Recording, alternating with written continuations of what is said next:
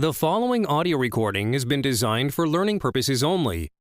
Do not share, distribute, or provide any type of copies, or this audio lesson will not be made available to you. Good luck with today's lesson. As you know, we've got a lot to get through today in preparation for Monday's exam. Exam 3 is Monday, chapters 9, a little bit of 31, 34, 10, maybe a little bit of 42, depending on timing. So we got a head start on chapter 10 on Monday. We're going to finish it off today and hopefully also have time to get into chapter 42 a little bit. Once we move over to lab, we're going to continue our rat dissections. Today we're going to start by reviewing the muscles, and then we'll cut through the muscle and start finding organs and all that fun stuff. So, of course, I'll walk you through it when we get over there. Hopefully everyone remembered to tackle that chapter 34 assignment on the digestive system. Do you guys want to start by going over that together?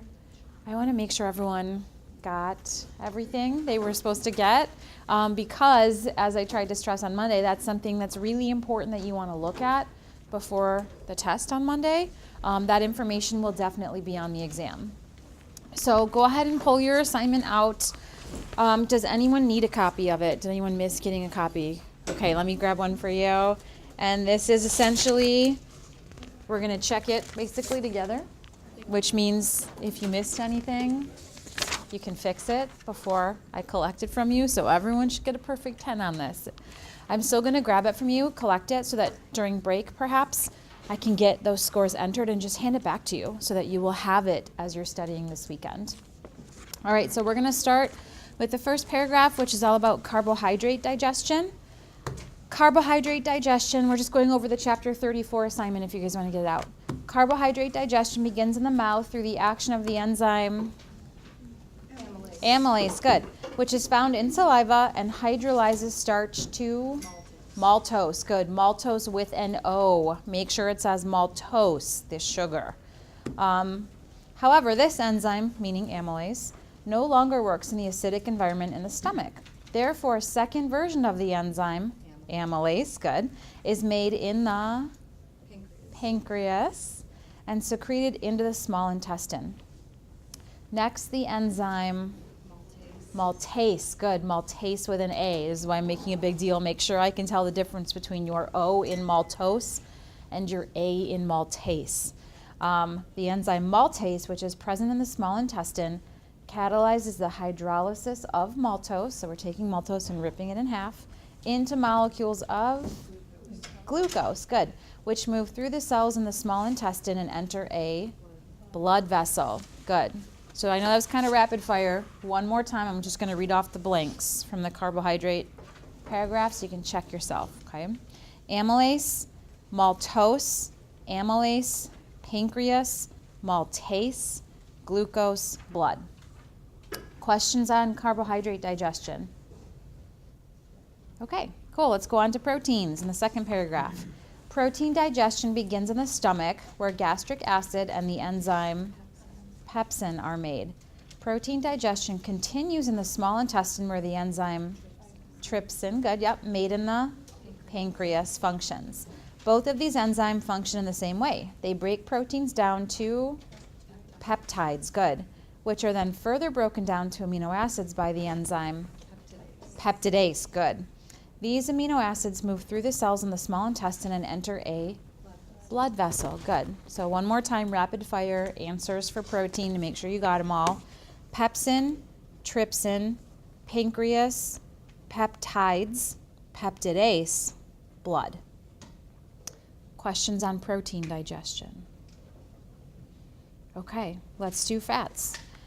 Fat digestion begins in the small intestine when bile, which is made in the liver and possibly stored in the gallbladder, starts to emulsify fats.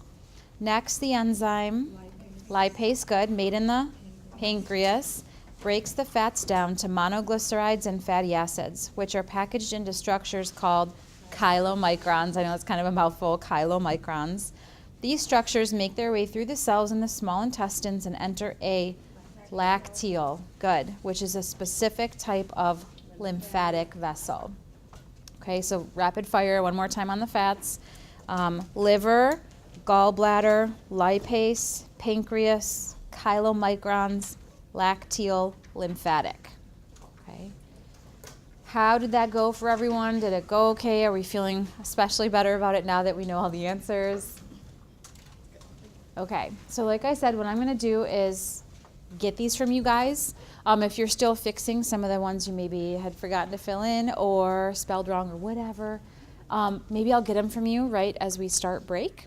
And then I'll quickly get all your hopefully perfect 10s in the computer very quickly and hand them back to you maybe when we get over to lab or before we leave or whatever, so that you can, once again, I'm heavily referencing the fact that this will be on the test. No question about it. So I want you to have it back with the correct answers that we just went over so you can make sure you're putting it together in the right way. Okay, questions about that? All right, cool. So with that out of the way, I will transition us back into chapter 10.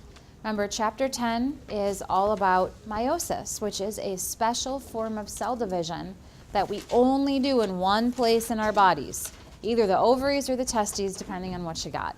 And the whole idea with meiosis is it's cell division. Yeah, okay, so we're making cells, but the only kinds of cells we make in this way are sex cells. That's why I said ovaries and testes. This is how we make sperm cells and egg cells. And in the intro we went over on Monday, we started getting at some of the major differences that we're going to watch for as we kind of mentally compare mitosis, or the cell cycle from chapter 9, which is how we make all the other diploid cells in our body. Every other kind of cell is made with mitosis.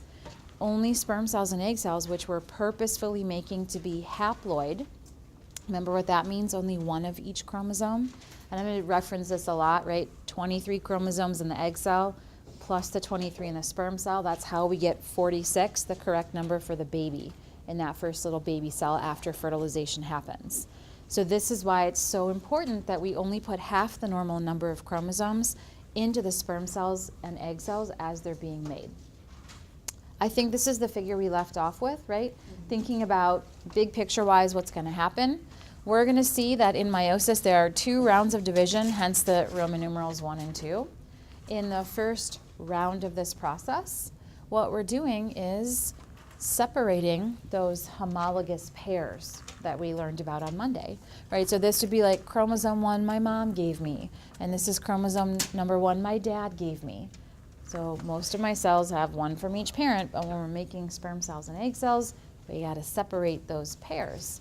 And that's what meiosis 1 is all about. Notice after we do this process, one short one comes over here, one short one comes over here.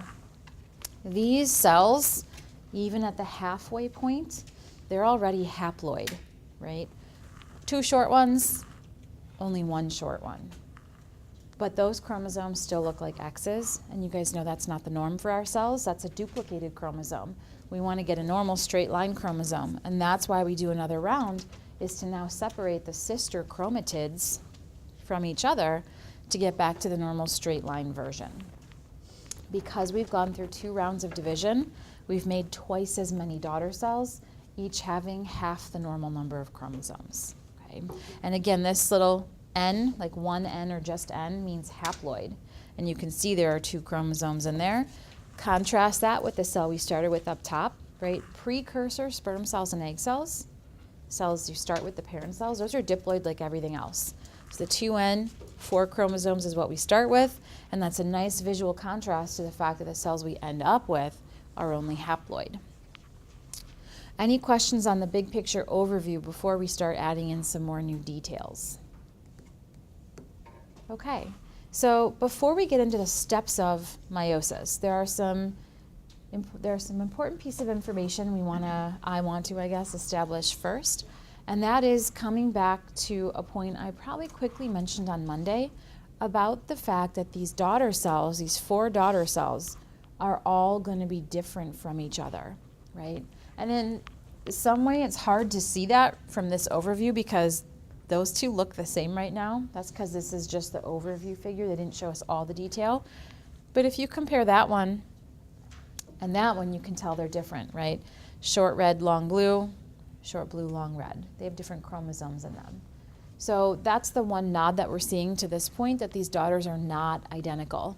And this idea that all the sperm cells and all the egg cells that are being made, this is something really important that we're going to focus on.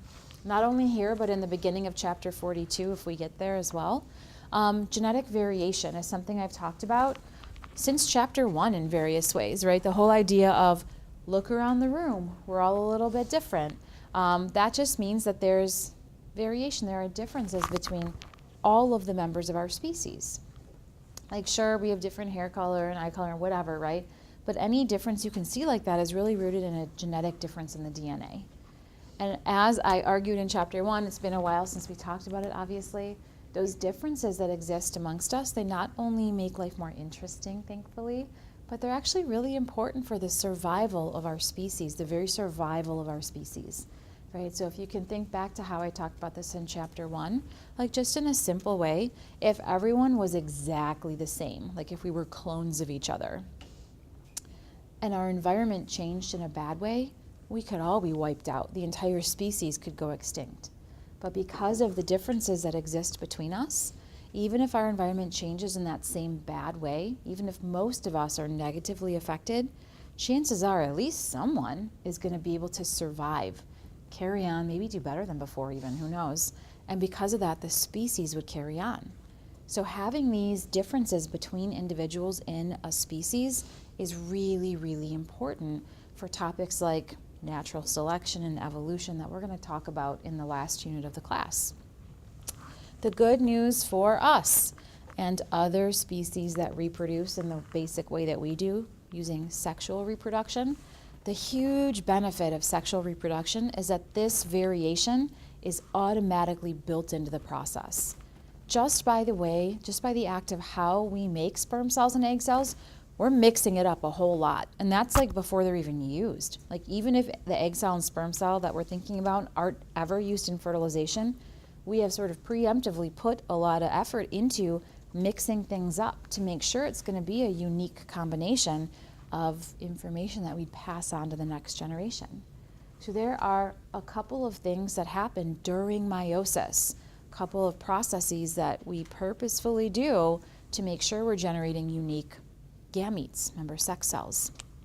Obviously, fertilization adds a whole nother layer of variation on top of that, right? Like which two partners are gonna, provide the gametes for fertilization, like which sperm cell and which egg cell from those two people are actually gonna combine. There's a whole nother level of variation that comes in when you add that in.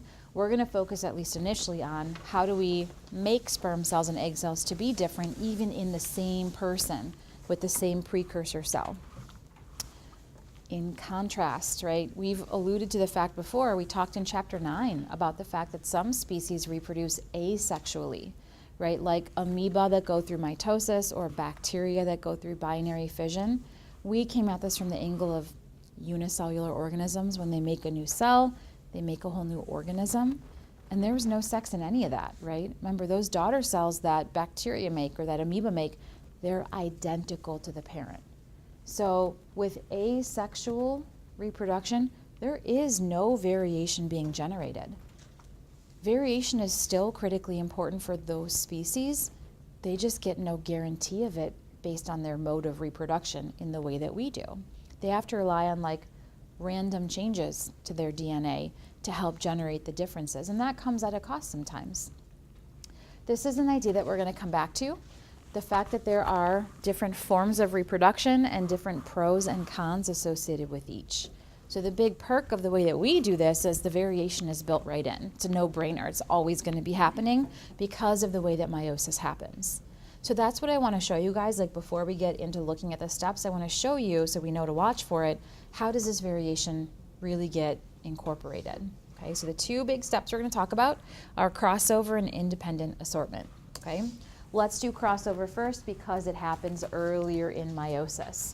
I just wrote meiosis 1 there.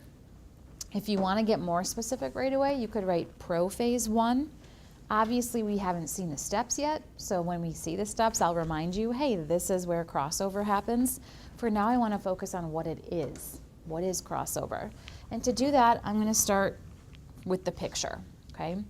What we're seeing in this picture is one of our homologous pairs of chromosomes. Which one? Who cares? Pick your favorite number between 1 and 22, right? We have 23 pairs of chromosomes. The first 22 are numbered. 23rd pair is sex chromosomes. Let's just go for number 12, okay? So you know already we have a number 12 that our mom gave us, which is colored in red. We have a number 12 our dad gave us, which is colored in blue. So those are the two members of the homologous pair as we learned that vocab last time. What I want to point out is that you may miss it, so I wanted to draw your attention to it. There are actually two chromatids as part of each of these chromosomes. That's something I mentioned before, right? We looked at the two X's kind of lined up together. It's not as easy to see here, but these chromosomes have already been through whatever interphase precedes meiosis, so they already duplicated. So the two red ones, remember, are sisters. They're identical. They were copied as a result of each other, right? The two blue ones are sisters. These different letters along here, by the way, those letters are meant to represent genes or certain chunks of information, like the information for what color my eyes should be, the information for how tall I'm going to be, like whatever, right? And the fact that some of those letters are capital and some are lowercase, that's a nod to that whole idea, the difference between gene and allele that we talked about, right? So maybe my dad said, or my mom said, have brown eyes, and maybe my dad said, have blue eyes, whatever, just to kind of rehash that idea of gene versus allele that we talked about on Monday. So this structure that we're seeing right here, this structure of both members of the homologous pair together, that gets a special name because they're not usually like that. They come together during meiosis. It's called a bivalent, right? Bivalent because you have both members of the pair together. The other name you'll sometimes hear for that is tetrad. Tetra for four, because there are four chromatids kind of all lumped together here. So now that we remember what we're looking at, what is crossover? Crossover is essentially, you're going to see a chunk from mom's chromosome and a chunk from dad's chromosome switch places, right? So if you look at these are red, red, red, red, all red, blue, blue, blue, all blue, and then look what has happened here. We all of a sudden have a little chunk of blue on the red one and a little chunk of red on the blue one. Those two spots just changed places. And I really like what they've done over here. They've pulled them apart for us so that we can see eventually as those pairs are separated, as the sisters are separated, we're getting a look at the four different chromosomes that would result. And those four chromosomes are each going to a different daughter cell, right? 4 daughter cells, each gets one of these. This is the first time we're actually seeing a visual on why all 4 daughter cells will be different. Only one of them gets the all red, only one of them gets the all blue, and these two daughter cells, whichever get those two, they're getting a mishmash. Why am I saying mishmash? This chromosome and this chromosome, the ones where you see this crossover has occurred, I like to always make the big point that those are chromosomes that have never existed, like in the history of the world. Those chromosomes have never existed before. Because what you have done in your sperm cell or egg cell is you've now taken whatever DNA your mom gave you and you've attached it, you've swapped it, you've mixed it up with DNA your dad gave you, right? Your mom and your dad have separate DNA, obviously. But what's happening in our bodies, in our sperm cells and egg cells, is we're making this really cool combination of some of your mom and some of your dad. And obviously, if this is a sperm cell or an egg cell, this could be what you pass on to your kid, right? So sometimes you could give your kid exactly what your mom gave you. Sometimes you could give your kid exactly what your dad gave you.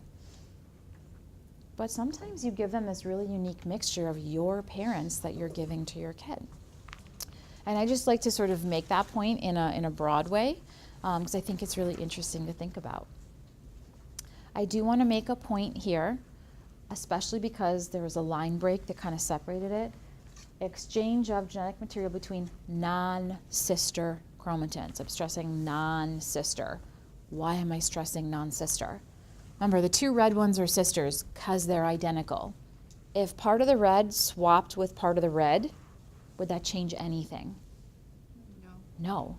If sister chromatids did crossing over, that wouldn't change anything. It would not contribute to variation. It's specifically because we've got a red swapping with a blue. Remember, those are non-sister chromatids. That's why we're mixing things up with crossover. And again, if you understand that, once crossover has happened, like when we're at this point and the switching has happened, but the two reds are still attached to each other, and the two blues, or what were two blues, are still attached, at that point the sisters aren't identical anymore. They were initially identical, but now one of them is a mishmash, and before it would have been all blue. I'm going to show you guys a video to hopefully drive this point home. I'm just pulling it up on Canvas like I always do. You know, you can find them there as you study this weekend. Why is that not switching? Try it again. There we go. Okay, any questions before the video? Okay. Crossing over during meiosis allows recombination of genes between homologous chromosomes. This alters the linkage between genes on the same chromosome. Crossing over occurs frequently during prophase 1 of meiosis, when homologous chromosomes associate with each other in a structure called a tetrad. First, consider the possible inheritance of alleles for two genes on a particular chromosome when crossing over does not occur. Recall that one member of each pair of homologous chromosomes came from one parent. The other member came from the other parent. In this example, one parental chromosome had alleles capital A and capital B, while the other had alleles lowercase a and lowercase b. Without crossing over, each haploid cell produced will inherit a chromosome with the same combination of alleles as was on one of the parental chromosomes. Thus, the arrangement of linked genes is not altered in this case. Now, consider the case where there is crossing over in the region between the two genes. Since the crossing over is only between two individual chromatids, the possible haploid cells after meiosis have 4 different genetic combinations. 2 will come from the chromatids that did not participate in crossing over and thus will still have the parental combination of alleles, either capital A and capital B, or lowercase a and lowercase b. The other 2 will be recombinant with either capital A and lowercase b, or lowercase a and capital B alleles. Thus, crossing over allows for the reassortment of linked genes. All right, so that, use some terminology that I hadn't used, the linked genes and all that. Don't worry about that. What I wanted you to see was what crossover looks like, and especially this visual we're left with at the end. Now we can hopefully see and appreciate the fact that I stressed earlier that as a result of meiosis, and considering really as a result of crossover that happens during meiosis, all 4 daughter cells, meaning all 4 sperm cells, or all 4 egg cells that you would make, they're all going to be different from each other. Again, this is a huge difference from our final output of mitosis from chapter 9. In mitosis, whatever cell you started with, you made identical copies of it, and here that is not the case at all. Right? So remember, I'm going to try to keep stressing the differences between these forms of cell division because they are going to look similar when we see them happening, so I want to make sure you guys are good on the differences. Any questions about what crossover is or how it contributes to genetic variation? Okay. So let's hear about the second thing that happens then during mitosis that contributes to genetic variation. This is a process called independent assortment or random assortment.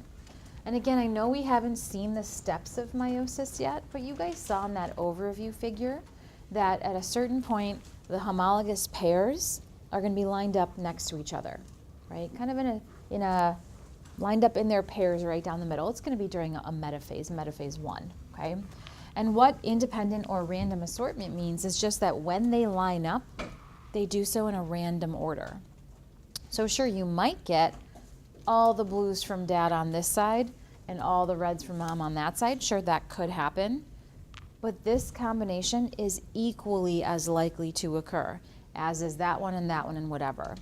These 8 pictures are showing you the 8 possible combinations. Only one of them will actually occur. Sort of like a crapshoot, which one is going to happen this round of meiosis. And there are 8 combinations here because how many combinations there are depends on the number of pairs of chromosomes. Right? And you do not need to know this formula. Like, I won't ask you to calculate this or anything. I'm only showing it to you because they're going to mention it in the video. And then we're going to talk some actual numbers here, okay? In this example, in this fake cell, where we only have 1, 2, 3 pairs of chromosomes, you raise 2 to the power of the number of pairs, and you get 8 possibilities. How many pairs of chromosomes do we really have? 23, right? Because we have 46 chromosomes, 23 pairs. 2 raised to the 23rd power is a lot bigger of a number than 8. So I'll talk to you about that in just a second. Any questions on what random assortment is before we watch the summary video? Okay, so I'm going to flip it back over to the desktop. We'll watch this one. During metaphase God, 1 that's of louder, meiosis, sorry. each joined pair of homologs lines up on the metaphase plate. The orientation of each pair on the spindle axis is random. Either the maternal or paternal homolog may orient toward a given pole. The number of possible chromosome orientations equals 2 raised to the power of the number of chromosome pairs. In this hypothetical cell with 3 chromosome pairs, 8 2 to the 3rd possible orientations exist. Each orientation produces gametes with different combinations of parental chromosomes. All right, any questions on the video or any questions about what random or independent assortment is? Yeah. Wait, so why is there 8 again? Because you take 2, just always the number 2, and raise it to the power of how many pairs of chromosomes there are. So if you had a calculator, right, or you just knew what 2 to the 3rd power was, that comes out to be 8. So that means in a cell, in our fake cell where there are 3 pairs of chromosomes, there are 8 different possibilities that could occur.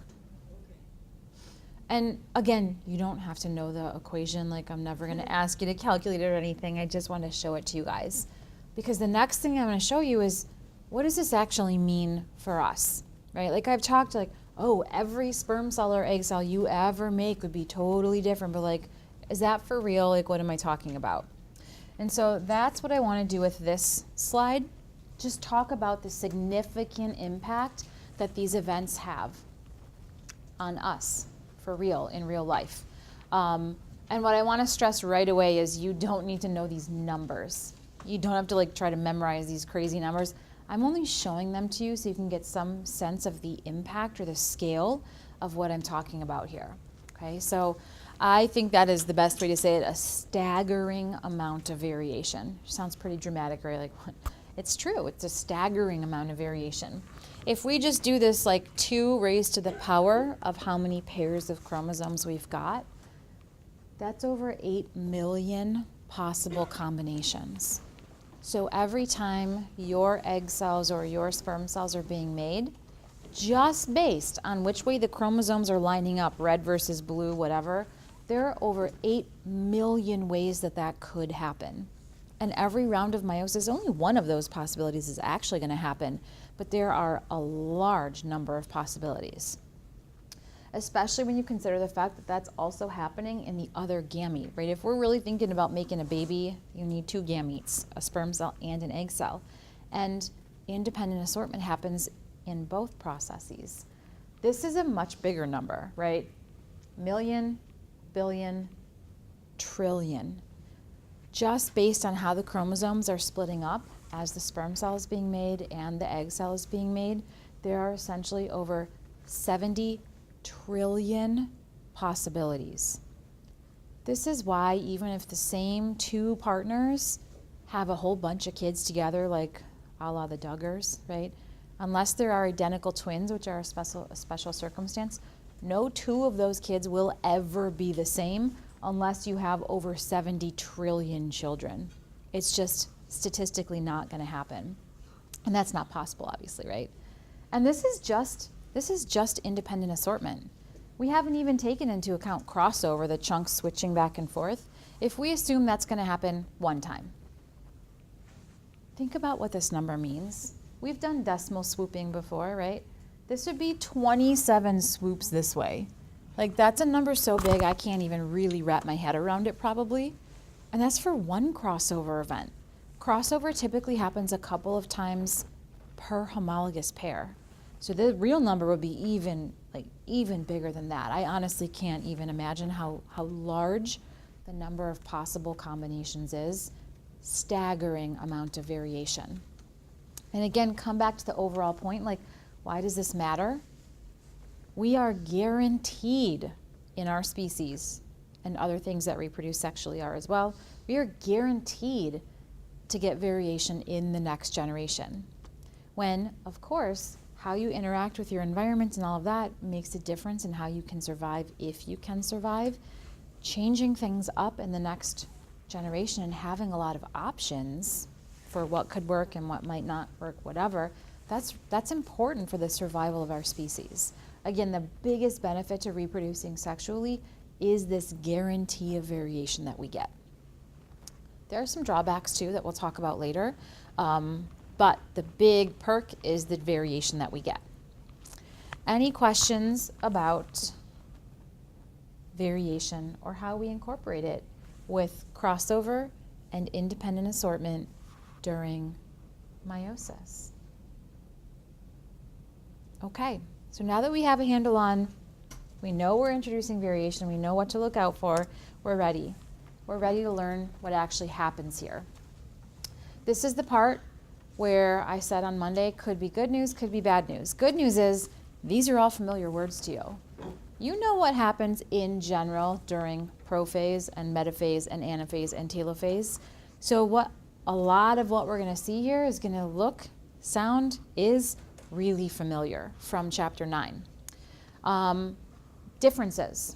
Number one, there are Roman numerals here, right? We already established that meiosis requires 2 rounds of cell division, and you have to include those Roman numerals when you're talking about this process. For example, if on the test you wrote the word prophase with nothing after it, I would take that to mean you mean mitosis, right? If you write prophase 1, now I know what you're talking about. Versus if you write prophase 2, that means something different. So you really have to make it a point of getting it right and including those Roman numerals because that matters. Also notice there's no prometaphase here. Again, the book drives me a little bit insane. They chose to include that extra step during mitosis. They chose not to for meiosis. I wish they would just make up their mind and either include it across the board or not. But in some ways you can use that to your advantage, right? If there's a question on the test, for example, about prometaphase, you automatically know it's got to be a mitosis question because that step doesn't exist for us in meiosis. The things that we talked about happening in prometaphase in chapter 9, we're going to just roll those into prophase for meiosis. So prophase will have a couple extra things happening versus what we're used to, but you already know what they are and why they're happening. We're just mentally filing them into a different step. So much like in chapter 9 when we learn the steps of mitosis, just to be real clear up front about it, you need to get to the point of knowing the names of the steps, the order they happen in, what's happening in each step, like a description of it, and you need to be able to recognize a picture or a diagram of each step, right? Names of the steps, order they happen in, what's happening in every step, and can you recognize or label a picture or a diagram? We're going to go through these steps one by one, just like we did in chapter 9. Make sure we know what's going on. Make sure, of course, we can see the differences and think about the importance of the overall kind of cell division we're doing. Okay. First up, prophase 1. We know what happens during prophase in general, and what I wrote on that first bullet point is kind of everything we talked about for prophase in chapter 9. Remember, the big goal of prophase in general is we got to get the DNA ready to move. So we're going to take the crazy tangled chromatin, condense it to chromosomes, and also bust it out of the nucleus so we'll be able to move them, right? How do we bust up out of the nucleus? We break down the nuclear membrane. And you can see there are, bigger gaps happening. The nucleolus, the dark spot in the middle, is going to disappear. That's us getting ready to move the chromosomes. If we're going to move the chromosomes, we need to assemble the spindle. Remember, the spindle is that structure made out of microtubules that's going to grab the chromosomes and drag them to split them apart. We're going to use the same structure in meiosis to do that, that we did in mitosis. So as we're condensing to chromosomes, you'll also see the two centrosomes drifting apart. You'll see the spindles start to shoot out from them. Remember, that structure would be called the aster. It's not even labeled here, but you should know it from chapter 9. That's what we already knew about prophase. What's the new stuff going on in meiosis, prophase 1? This is where the homologous pairs are going to come together. Remember, chromosome number 1 from your mom and chromosome number 1 from your dad, they're usually doing their own thing, floating around in your nucleus, whatever. But in order for crossover to occur, which is going to happen here in a minute, those two members of the pair have to find each other and come together. That process of coming together is what this term synapsis means. So the homologous pairs undergo synapsis. Once they're together in that bivalent or tetrad that we've already spoken about, that's when crossover can finally occur. And if you look like real carefully, you can see evidence of that here, right? Look at these blue ones.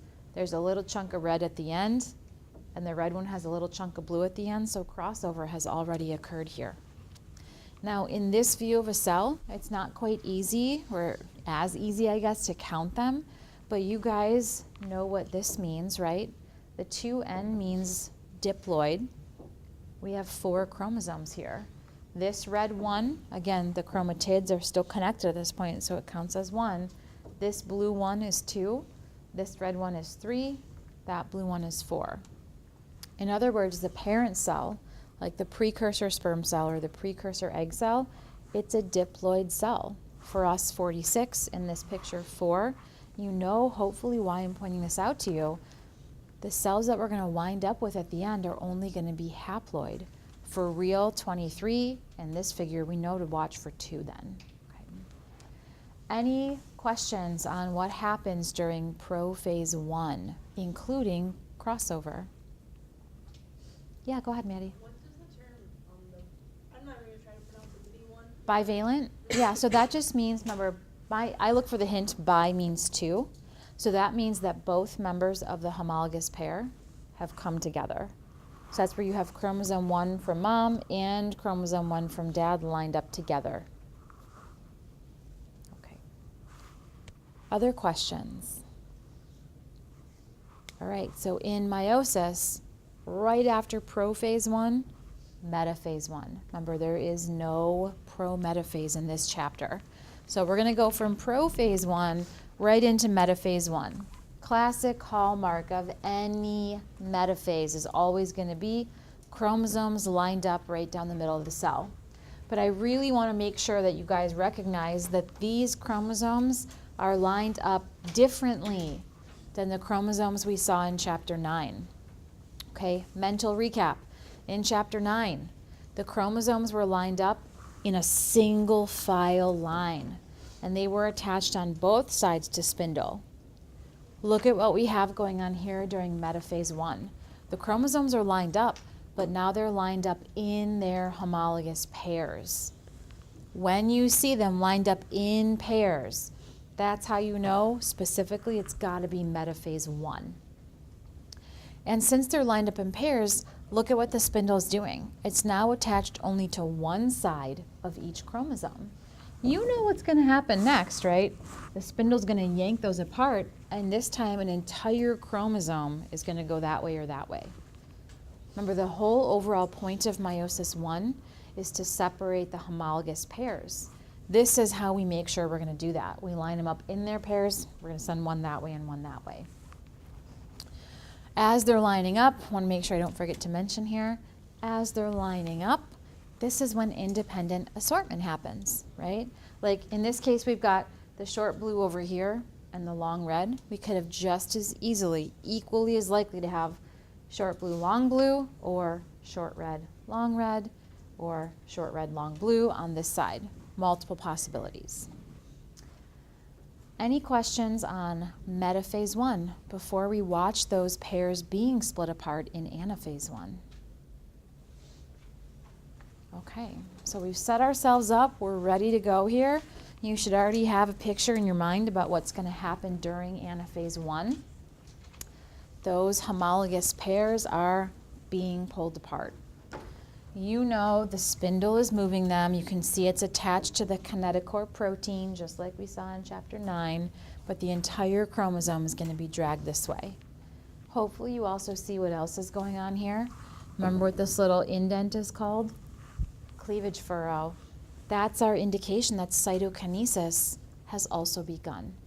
Right? So just like in mitosis, we don't make as big of a deal about it here in chapter 9, but just like in chapter 9, the cytoplasm and the rest of the cell has to be divvied up as well.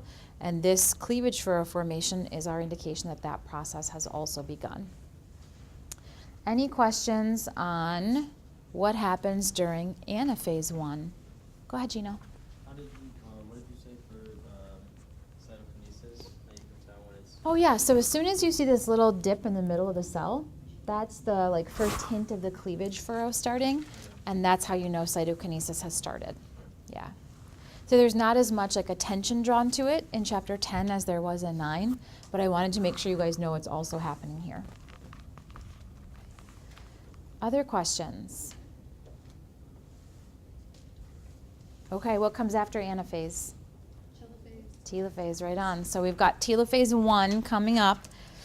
As I've always said, to me, telophase is the opposite of prophase. So pretty much the stuff we did in prophase to get the chromosomes ready to move, we just like undo it. The chromosomes can kind of relax back into chromatin. We will package them up into a new nucleus. The spindle will be broken down. The cell kind of goes back to normal, if you will, except it's not really quote unquote normal anymore compared to the cell we started with. And that's what I really want to draw your attention to here. In telophase, you can see the cleavage furrow is deeper. You can tell the spindle has been broken down. What I want you to do is pay attention to these cells that we've made. Remember, this is kind of like the halfway point of meiosis. Meiosis 1 is now done once these 2 cells are made. Meiosis 2 hasn't started yet. They have this labeled interkinesis. I'll talk about that in just a second. That just means the period between meiosis 1 and meiosis 2. What I really want you to do is look at these cells. And whether you get it from here or whether you get it by counting, how many chromosomes are in this cell? 2. 2 over here as well. How many were in the cell we started with? 4. Right? So the big deal I'm trying to make is we started with a diploid cell that had homologous pairs. But during meiosis 1, we separated the homologous pairs. They're not together anymore. The pairs don't exist anymore. In each of these, I always want to call them like daughter cells with air quotes because we're not done yet. We've made them, but they're not our final product, so I don't want to call them actual daughters. At these like halfway cells, we're already haploid, right?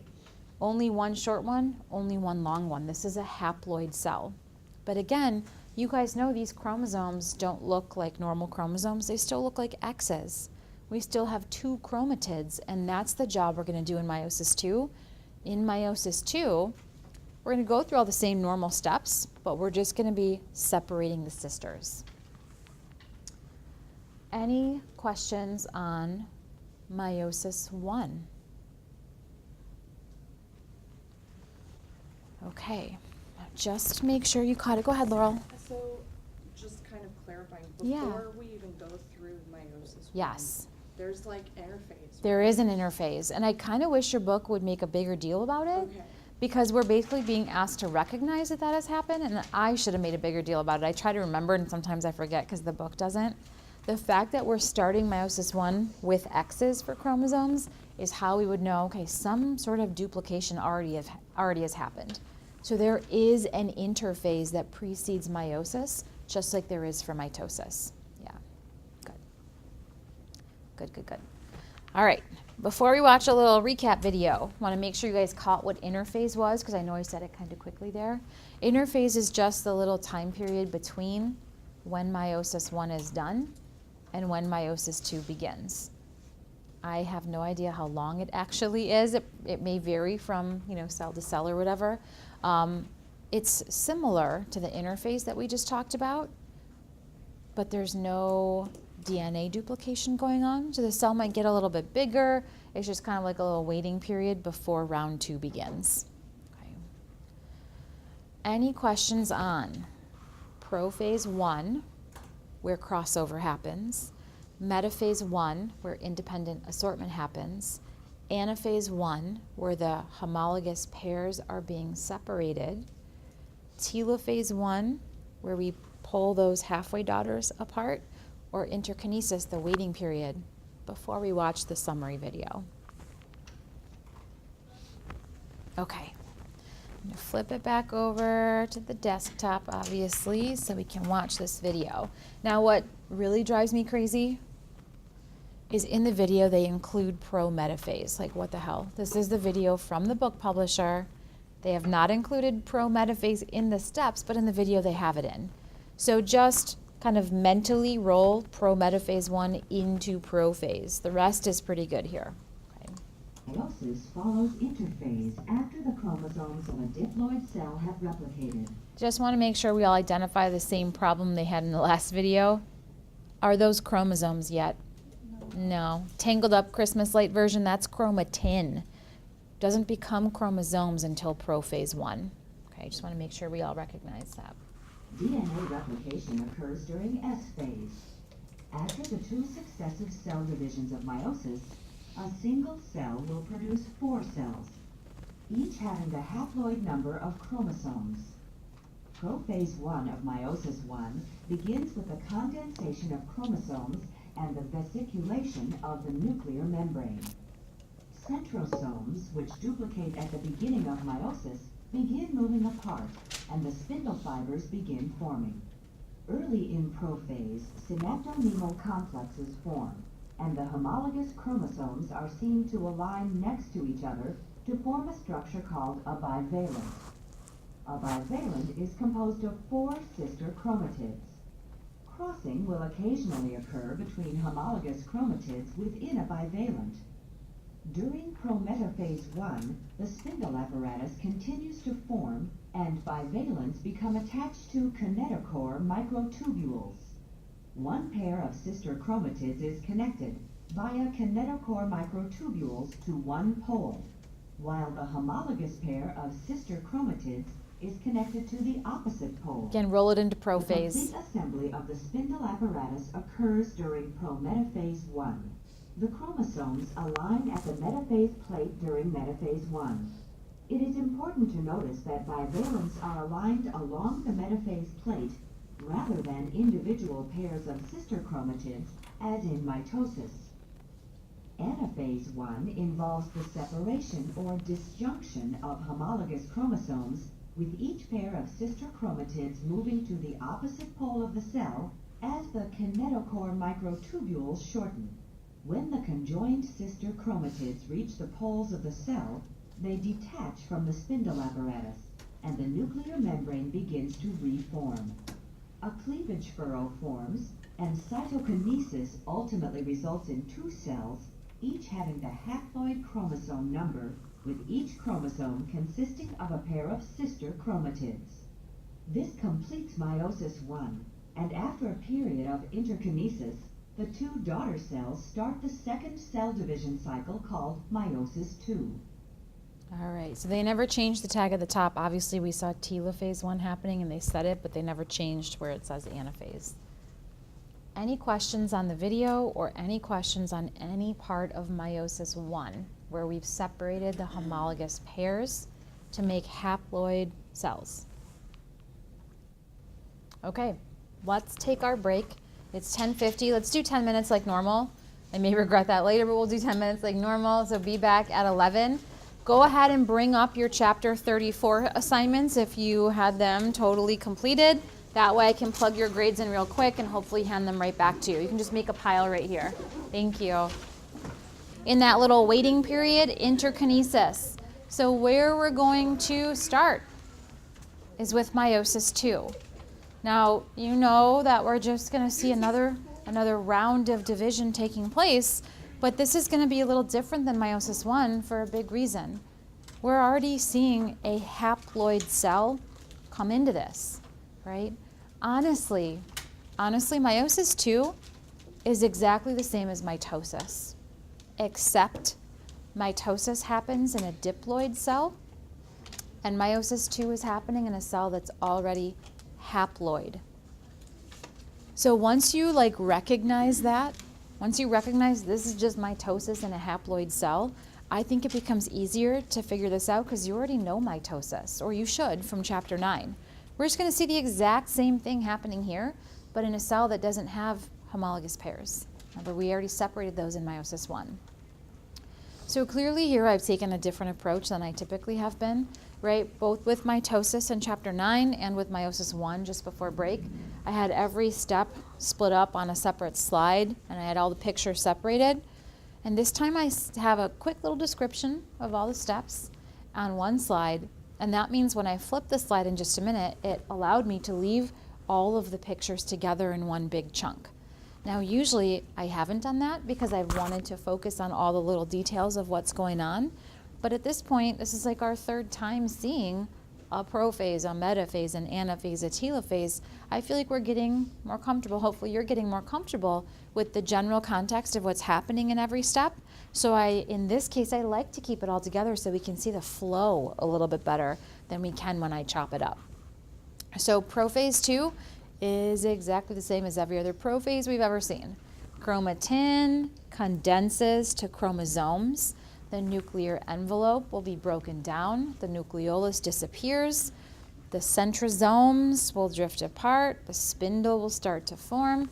It's exactly like every other prophase we've ever seen. There is no crossover that happens here. That happened in prophase 1 when there were pairs that we could cross over. We don't have pairs anymore. Again, this is a haploid cell.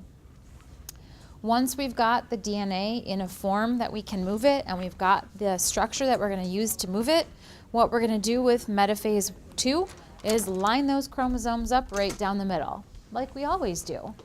This looks different from metaphase 1, because remember in metaphase 1, they lined up in their pairs. Again, we don't have pairs anymore.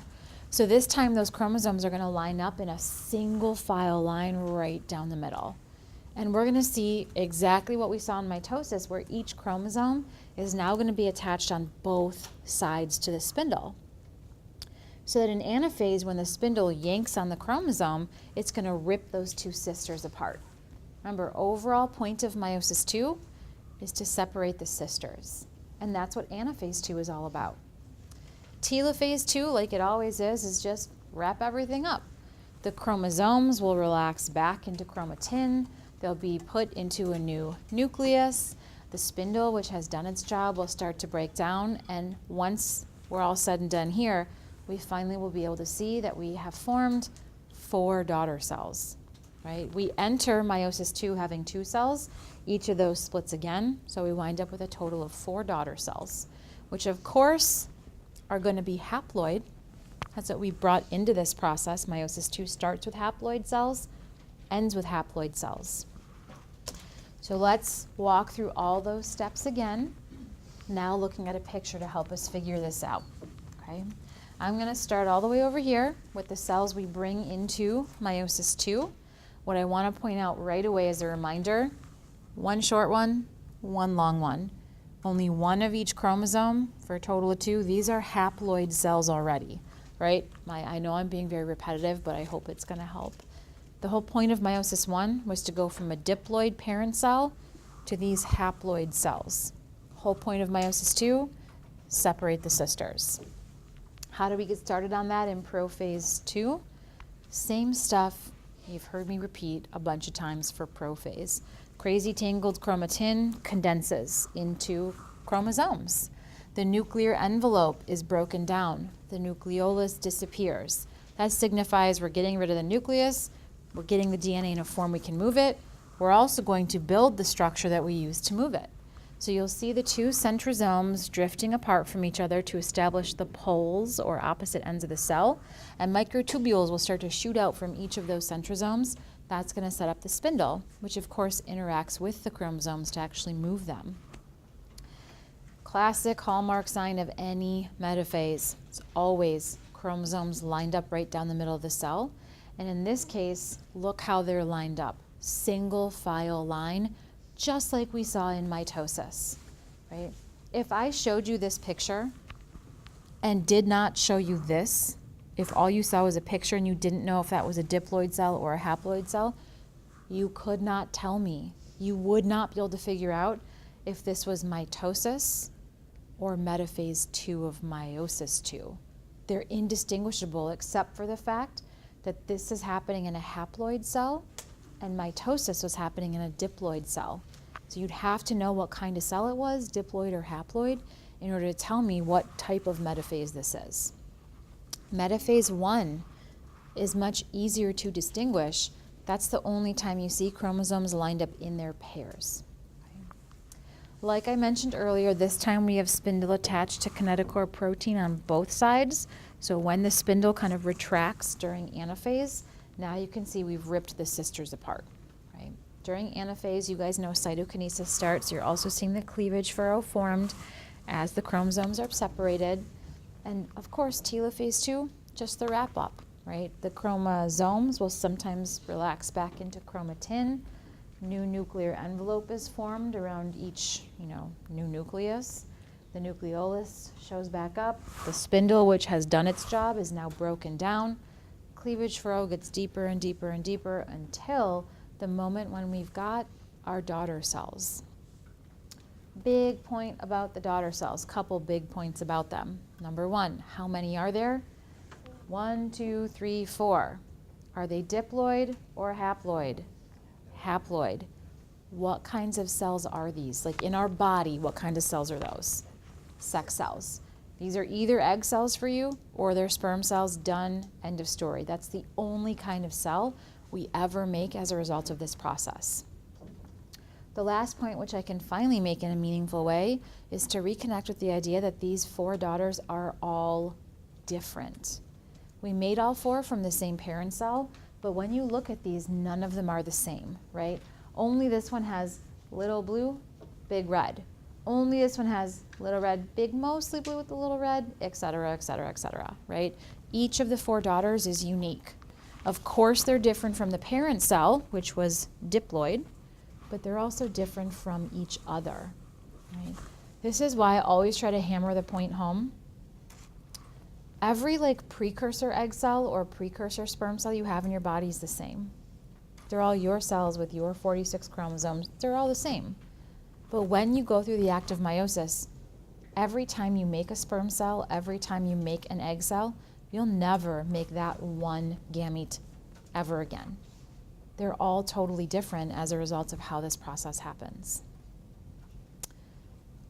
Questions on meiosis 2 before we watch the video to put it together? Okay.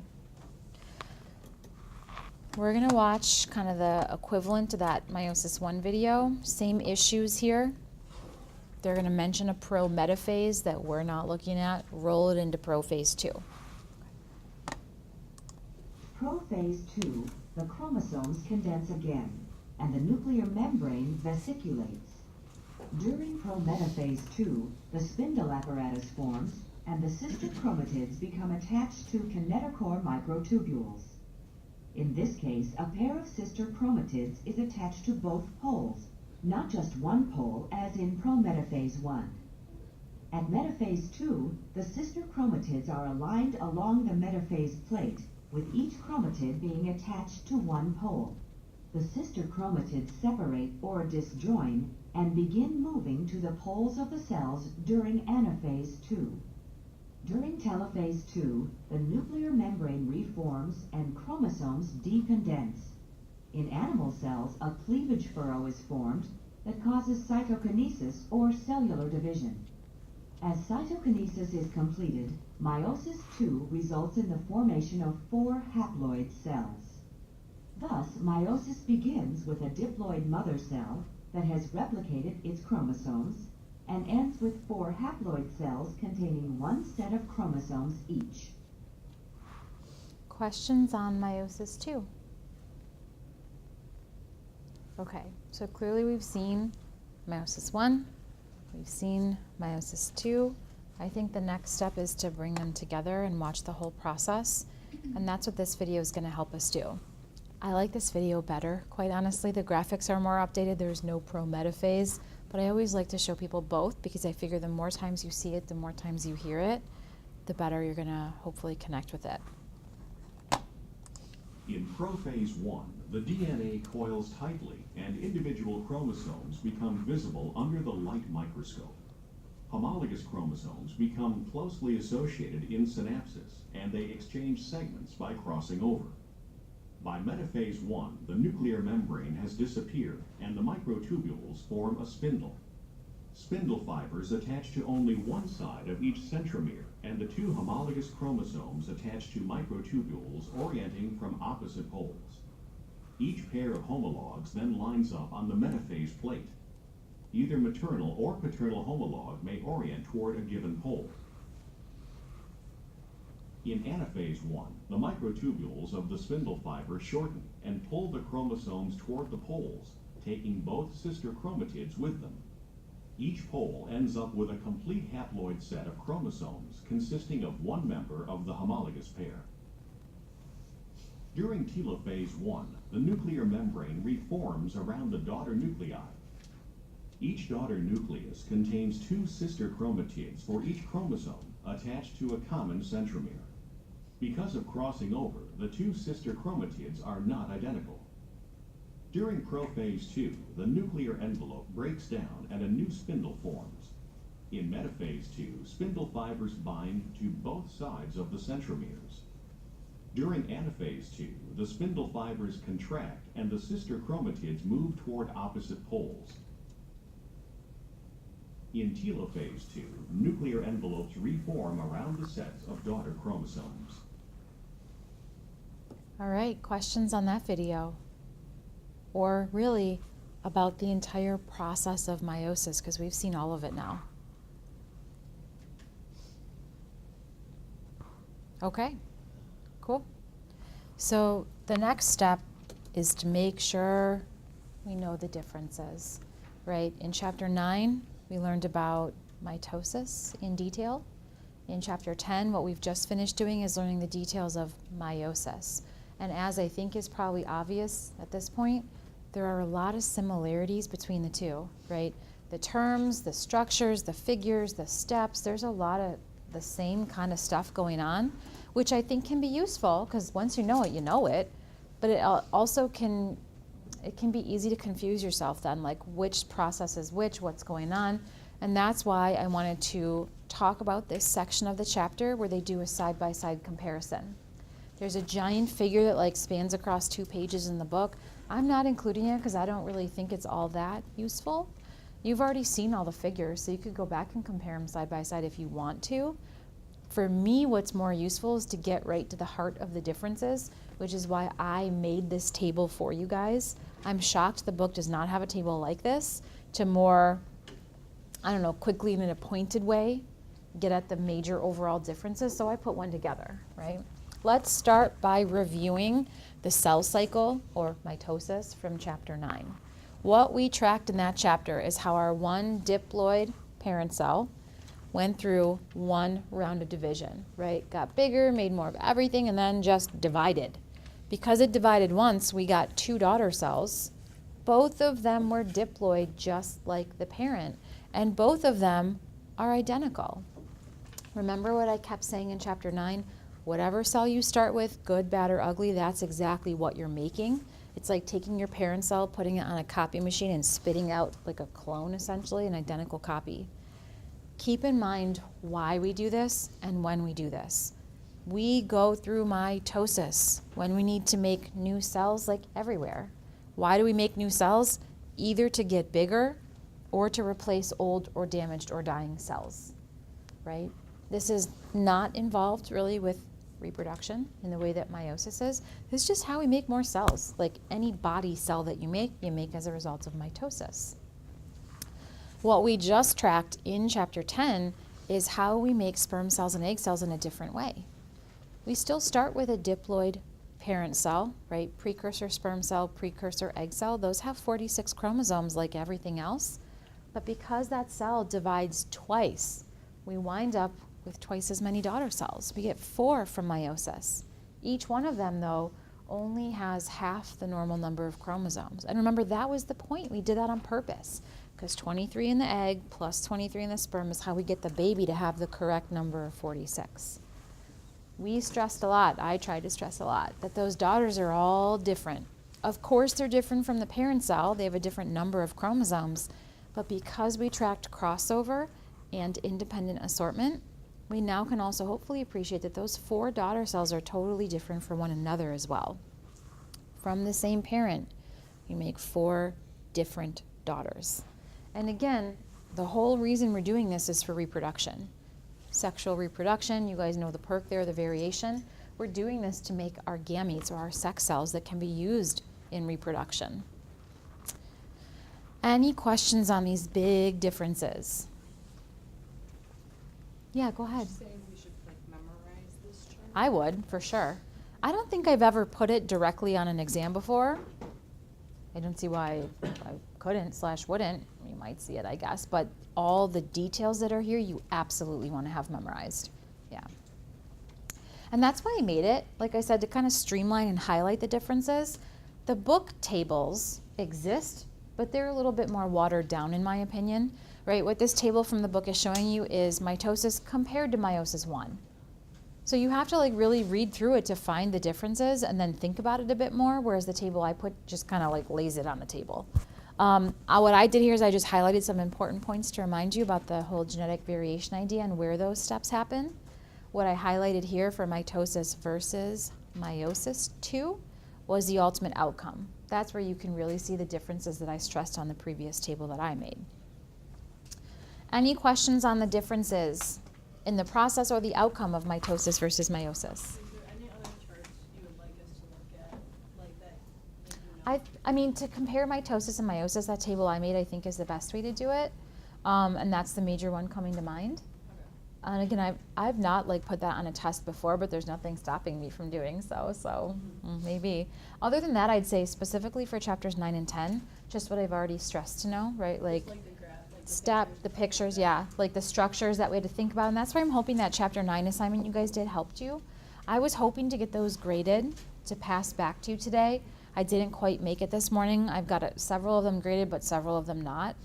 Things that I noticed while we're on the topic. Things I noticed that a couple people got tripped up on. Remember, when it's an X shape, it's a chromosome made of chromatids. But as soon as you pull them apart, you don't call them chromatids anymore. Then you have to call them only chromosomes. I saw also a few people got wrong thinking about how many chromosomes are in the daughter cells. When it's mitosis, whatever you start with is whatever you end with. So the 2 I had on that assignment, if a human cell has 46, daughter cells will have 46. If the dog cells have 72, the 2 daughter cells will have 72. It's like you're making an identical copy. Other questions? Okay, I'm going to show you guys a little recap video, side-by-side comparison now, mitosis and meiosis. What always strikes me about this video is that we spent so much time talking about mitosis in chapter 9. It felt so challenging when we first saw it. And it's like the last 5 seconds of the video. It seems so much more simple now in comparison to meiosis, which is of course more complicated. So see if you guys feel that way too, I don't know. Prior to meiosis or mitosis, DNA replication occurs. In both meiosis and mitosis, the nuclear membrane breaks down as the DNA organizes into chromosomes. In meiosis, chromosome pairs come together, or synapse, and crossing over occurs, resulting in mixing of the genetic information between the chromosome pairs. The paired chromosomes then align along the central plate of the cell and subsequently separate, one traveling to each end of the cell. In meiosis, a second division sequence occurs, resulting in 4 cells with half the number of chromosomes. Mitosis involves a single division sequence, resulting in 2 cells with no net change in the number of chromosomes. All right. I like this visual at the end too, because in that one freeze frame, you can see the major differences between the 2, right? In mitosis, you make 2 diploid daughter cells that are identical. And on the far side from meiosis, you've made 4 haploid daughter cells that are not identical. So I think that's a good video to kind of like get at the differences that we just discussed with that table. Any questions on this video? Okay, So the next connection I want to make sure we get is something I've said before, but kind of in passing, and I think it's important to focus on it. We have to be able to do both types of cell division. They are different, they're used for different purposes, but both are important for people to be able to do. And how we're going to stitch this together is essentially to think about everything that has to happen between one generation and the next, right? You have to make a next generation for your species to carry on, and that's what we're really addressing with this idea of a life cycle. It's all of the reproductive events that have to occur between this generation and the next. So think about your parents when they were your age, or think about if you have kids someday when they're the age you are, like what is everything that had to happen in the in-between period. You guys already know this process or this bullet point. You already know it. We're seeing some new terms on here, but it's really not a new process, just different terms for what we've already tracked. What we followed during meiosis was how gametes are being generated or formed. So gametogenesis is just like the fancy way of saying you're forming new gametes. That's the point of meiosis, right? You guys know gametes is the broad term for sex cell. So if you wanted to get more specific, what are you really making? Spermatogenesis is the formation of sperm cells, of course. That's happening in the testes. Oogenesis would be specifically the formation of egg cells within the ovary. So both spermatogenesis and oogenesis are types of gametogenesis, which happens as a result of meiosis. Okay. What I think is nice to really help us tie this all together is the figure on the next slide that's going to show us in picture form this idea of the life cycle. Okay, so what I want to do is start with the grown-ups, because that's the process we've been thinking about, is how a sexually mature adult will go through or use the process of meiosis in order to form an egg cell or a sperm cell, depending on who you're talking about, right? We now know very well, or hopefully you will before Monday, that meiosis results in the formation of haploid gametes. Even though we haven't tracked it yet, you guys at this point, I know what sperm cells and egg cells are used for, right? To get to the next generation, we have to bring two of them together. You have to allow for fertilization to combine the sperm cell and the egg cell. Remember what I've always done, 23 chromosomes in the egg cell plus the 23 chromosomes in the sperm cell will lead to that first little baby cell called the zygote being diploid. 23 plus 23 gets that baby cell back up to 46, which is the right number for a baby. Once the baby exists as a single cell at this point, right? How does that baby get bigger even in the 9 months that it's, gestational period? How do you make more cells to get bigger? You do mitosis. That's like the first thing that happens. That number one cell will go through mitosis to make 2, and then 4, and then 8, and then 16. You get the idea. That baby is doing a whole lot of mitosis really quickly in order to get big enough to be born and survive. Even after we're born, we obviously still have to get bigger. How do we do that? Mitosis, right? And that completes essentially one round because now we're back to where we started. What I like about this figure is it makes the point about how both meiosis and mitosis, the two different forms of cell division we've looked at, are both really important to allow us to complete one life cycle. Any questions on this idea of life cycle or how meiosis and mitosis both fit into it? We need to memorize this one. I don't know. I haven't made the test yet. Otherwise I tell you. I have not made the test because I wanted to see what we would get through, and because I've cut significant portions out versus what I would usually include. So there are some of my favorite questions that I usually would ask that I'm not going to be asking. So I have to think about what am I going to put in there. So maybe question mark, but maybe not. I don't know, and I don't want to say yes if I don't know for sure. So solid maybe. I'd say the idea be familiar with for sure. Whether or not I'll show you the diagram, I don't know. Okay. What is the end game with this? Oh, yeah, so the 2N versus 1N or just N. N, when you see it in this context, means how many sets of chromosomes you've got. So 2N is like a shorthand for diploid. You have 2 copies of everything, the one your mom gave you and the one your dad gave you. And then a single N, which is sometimes written as 1N, but usually if it's a 1, they don't bother writing it, so it could just be N. That means haploid, so only 23 chromosomes. Other questions? Okay. I know you guys aren't going to be able to see what I'm going to do next, but I'm just checking myself on what slides are left here because, yep, that's the end of chapter 10 for us. This picture about life cycle is where we're ending chapter 10. The rest of 10, which is unfortunate because it's really cool stuff about thinking about how this process can go wrong sometimes as well, which of course would impact the baby. We're going to skip all that. If you're curious, if you have questions, feel free to ask me, but we're not doing any more of chapter 10. What I want to end chapter 10 with is showing you one more video from Canvas. There's one that we're going to skip because we're skipping that part of the chapter. So this changes in chromosome structure video disappears, goes away, never comes back. The last one I want to show you is this one.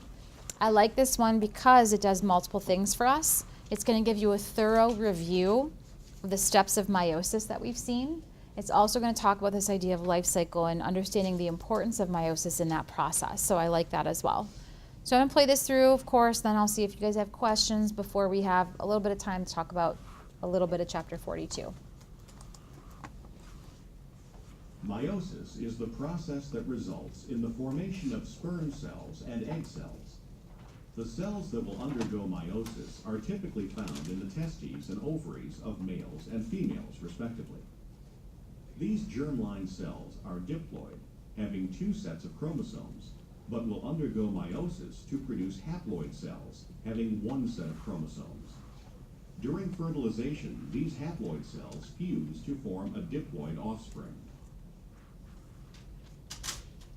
Like mitosis, meiosis is preceded by an interphase.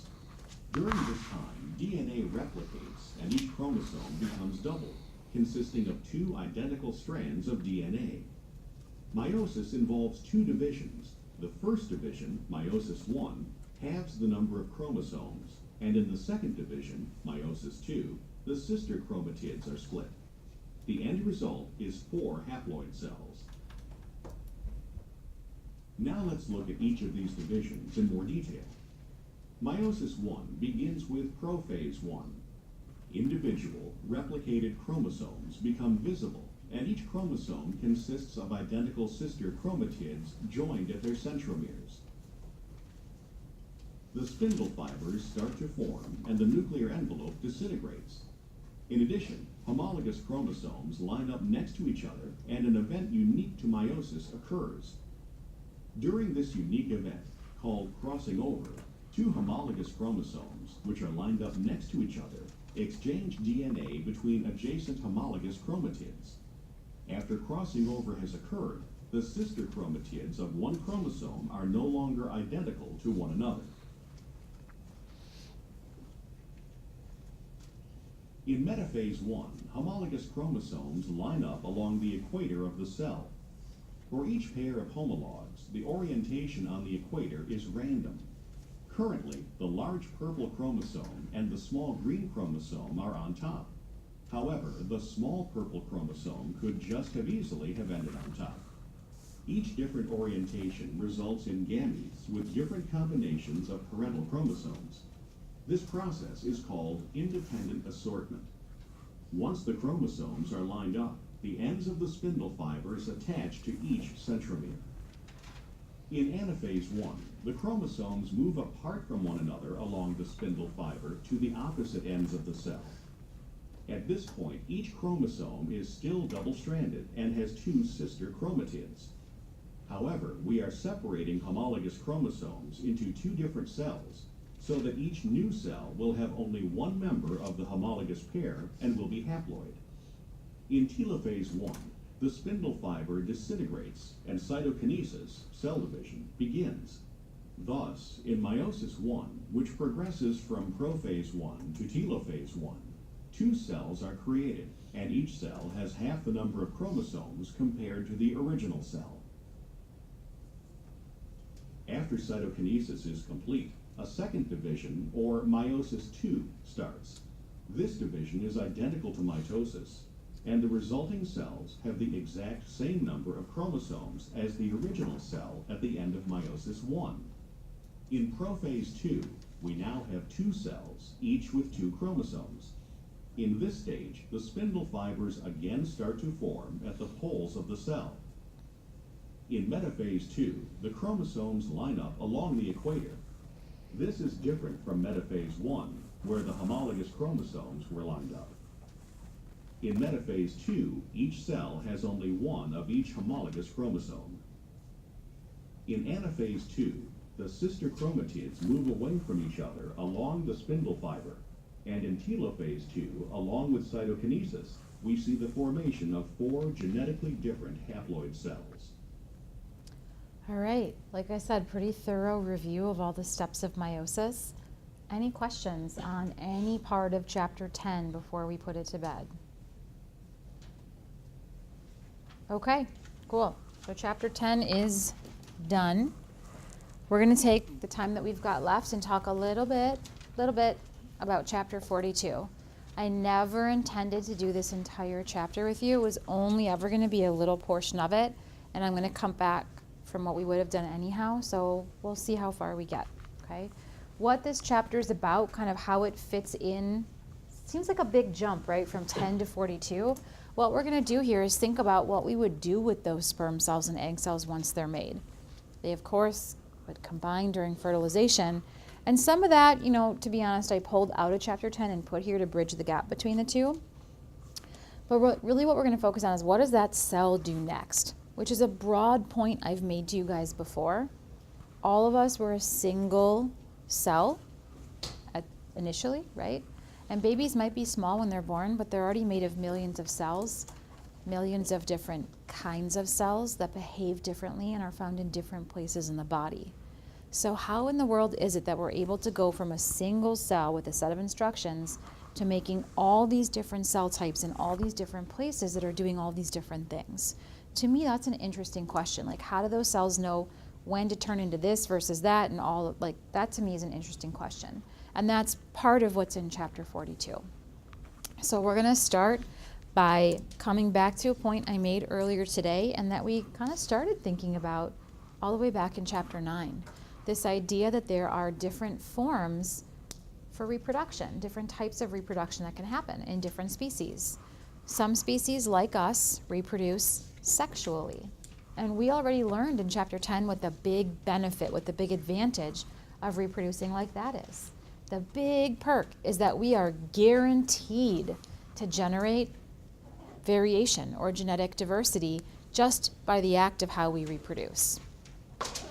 Other species that we've seen and talked about before, right, like bacteria that do binary fission, or even something like amoeba that would divide by mitosis, anything that reproduces asexually, the disadvantage there is no guarantee of variation. Variation is still important for those species, like I mentioned earlier, but they get no guarantee of it because the offspring, as a result of asexual reproduction, the offspring are identical to the parents. So that's a downside. What's the benefit then, right? Like, why would any species reproduce that way if there's a disadvantage? Because there's a different kind of advantage. This time it's speed. Asexual reproduction in general happens much more quickly than sexual reproduction does. So that's like the unwritten disadvantage of sexual. It takes longer, usually.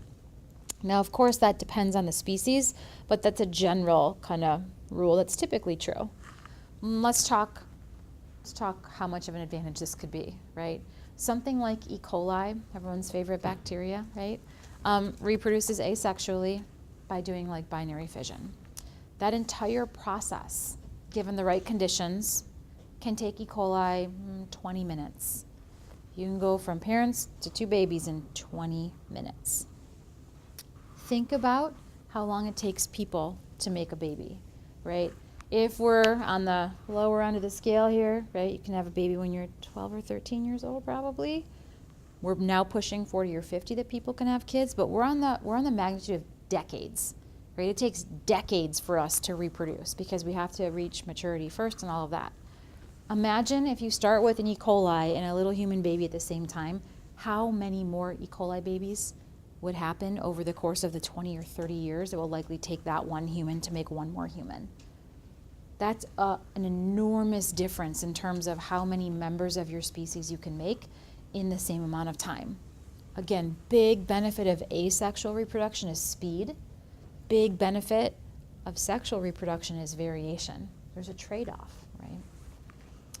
Any questions on this comparison of the two main strategies for reproduction?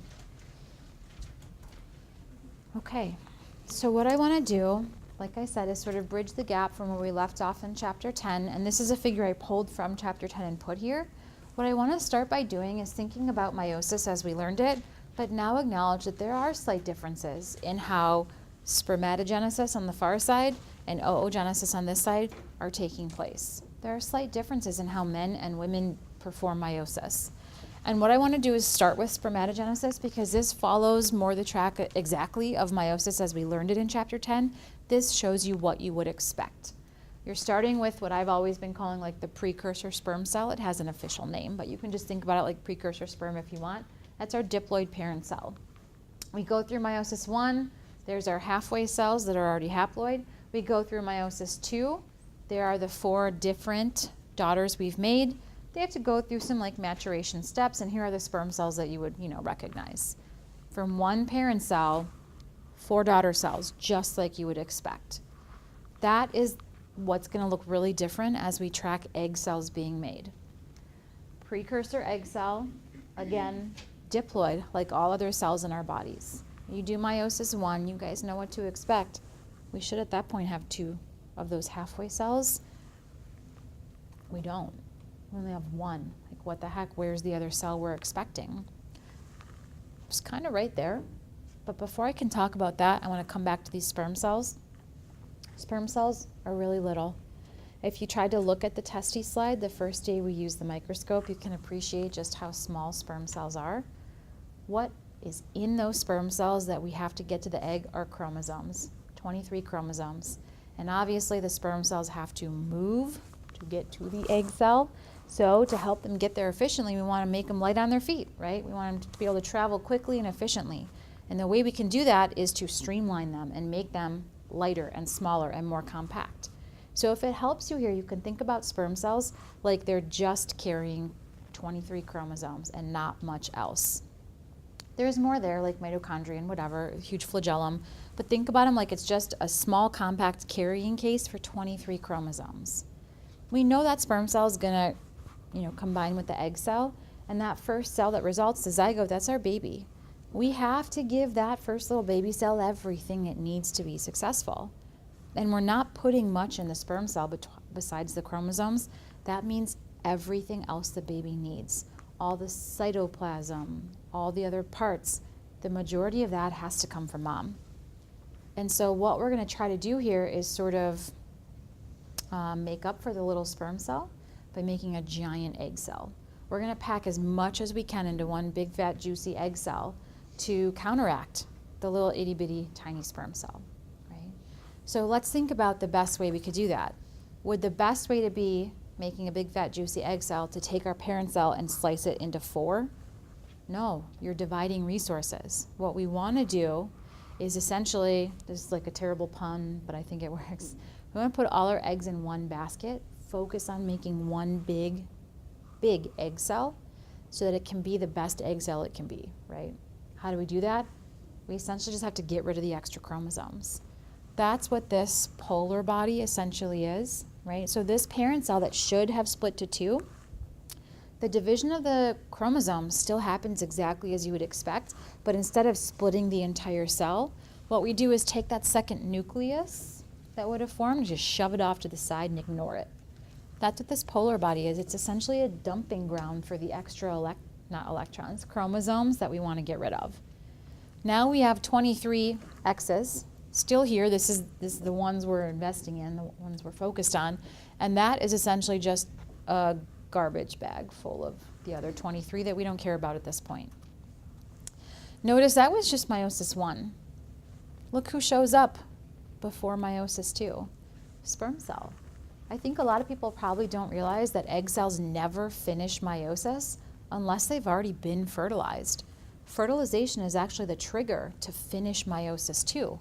So what does the egg do? Well, we take those 23 X's, we rip them apart like we should, but again, we want to focus just on one set of 23. So the other 23 get dumped in another garbage bag. We make a second polar body and just shove it to the side. That means we now have one giant cell with all the parts and nutrients that our baby cell is going to need.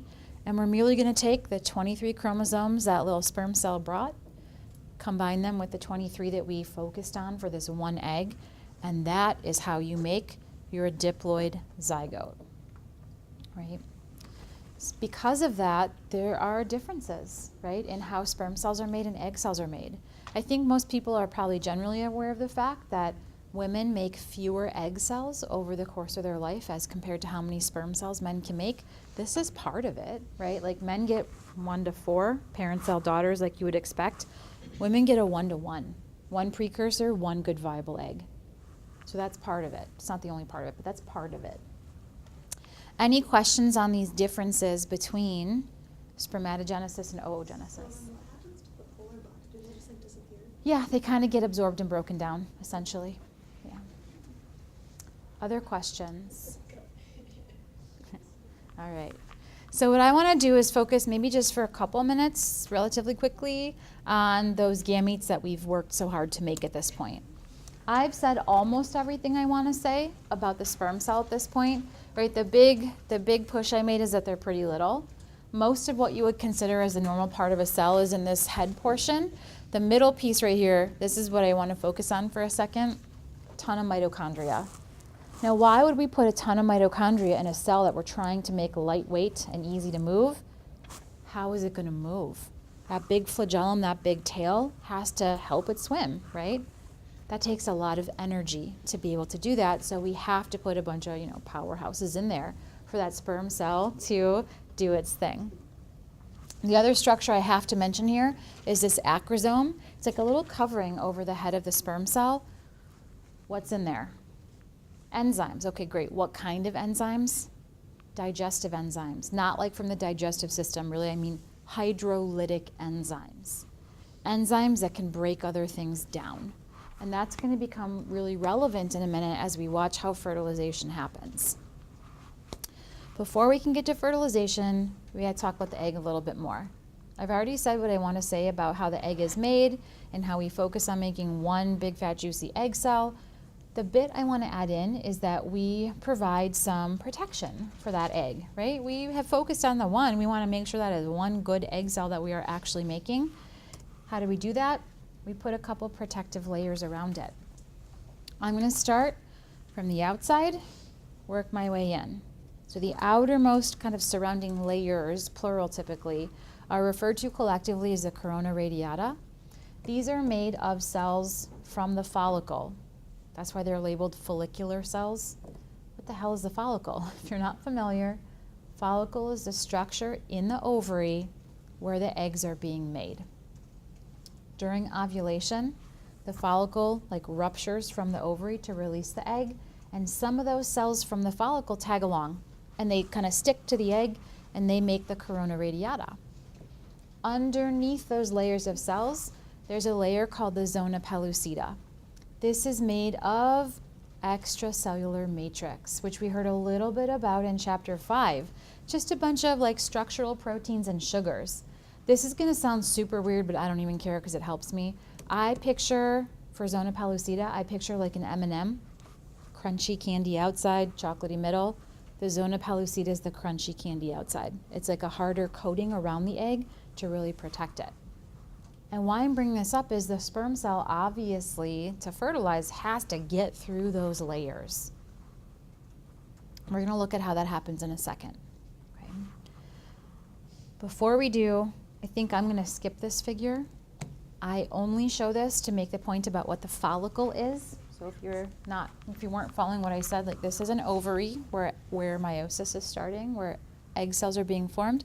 This little cave-looking structure that the egg is inside, that's a follicle. So when that ruptures from the ovary during ovulation, some of those cells from the follicle tag along, and that's what makes up the corona radiata. Otherwise, you can cross this figure out. I just wanted to give you a visual for that in case you weren't sure what I was talking about with the follicle. You're going to see a follicle in lab. We're going to look at ovary slides later this semester in a few weeks, so you'll get a chance to see those. What I really want to go over, what the next step is, fertilization, of course, right? We have done a bunch of work to make the sperm cells. We've done a bunch of work to make the egg cell, and we want to know how they're going to come together.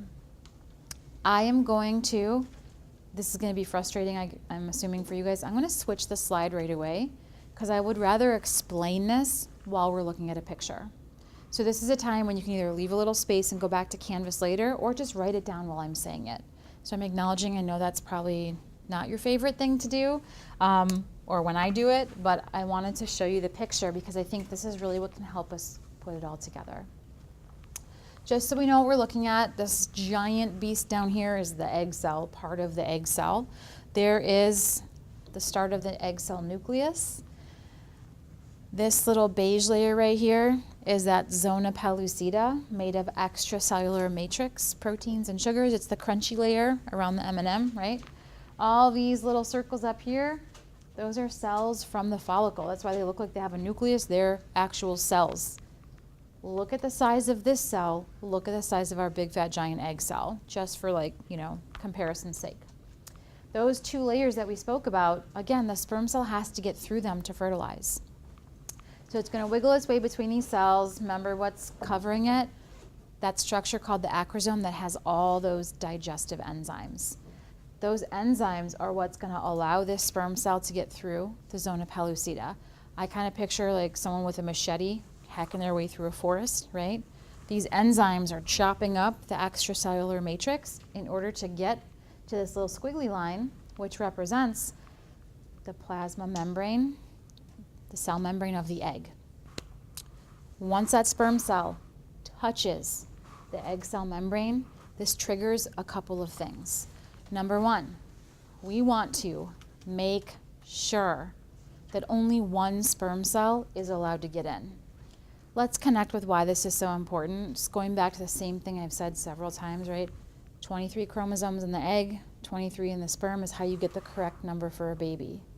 If you had 23 and 23 and another sperm cell showed up with another 23, that's not going to work. That baby would not be viable. What was the point of all of this? Right? So to protect against that, we have to do something to make sure no other sperm cell can get in. And that's what these little, they're called cortical granules. You do not need to know that term.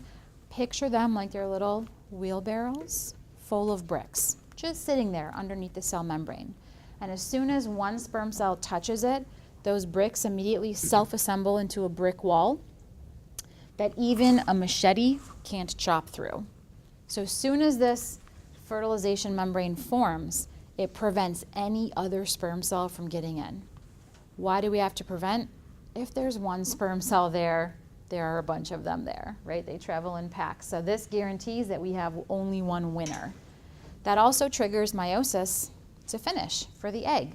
At that point, we've got 23 plus 23, and in the moment those two nuclei come together, you go from having a fertilized egg to having a zygote, that first cell of the next generation. Any questions on how fertilization occurs? Okay, so we're going to stop there. Okay, we'll regroup in lab at 12. If anyone has their digestion assignment they did not turn it in now if you want credit for it, because I'm going to pass the graded ones back, and once I do, I won't accept another assignment. Okay, meet you guys in lab. Let's go ahead and get started. What I want to do before I forget is pass out another assignment for you. Don't hate me too much. This one's for chapter 10. Obviously today, the day before the test, we went over all the steps, and I want to give you a way besides just looking at your notes to really think about, do I understand them, do I know them? That's what this is about. Up top, we've got all 8 steps of meiosis. Why am I saying 8? Prophase 1, metaphase 1, you get the idea. There are 8 steps total. They're all scrambled. You have to read the description, tell me what step it is. If you're going to write prophase, you better write a 1 or a 2 after it, or I will mark it wrong. Prophase 1 is different from prophase 2. After that, or I guess before that on the paper, what I have over here is just the order.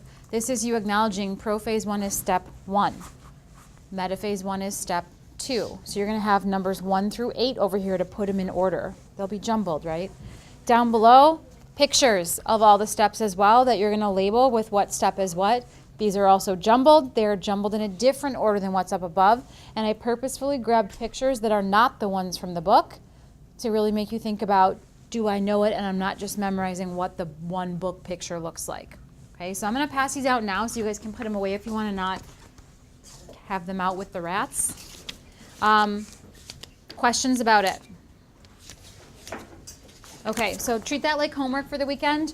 That can help you study chapter 10, so I don't feel too bad about giving it to you because it's going to help you prepare for the test on Monday. That'll be due Monday when you walk through the door to take the test. I will count it as late if you do not give it to me before the test. So you'll lose half points, and I'll remind you before the test starts. Just when you see me, yeah. 6, okay. Did I miss anybody with a copy? No, you guys don't know yet. Okay. All right, so, put that away with your lecture notes or whatever.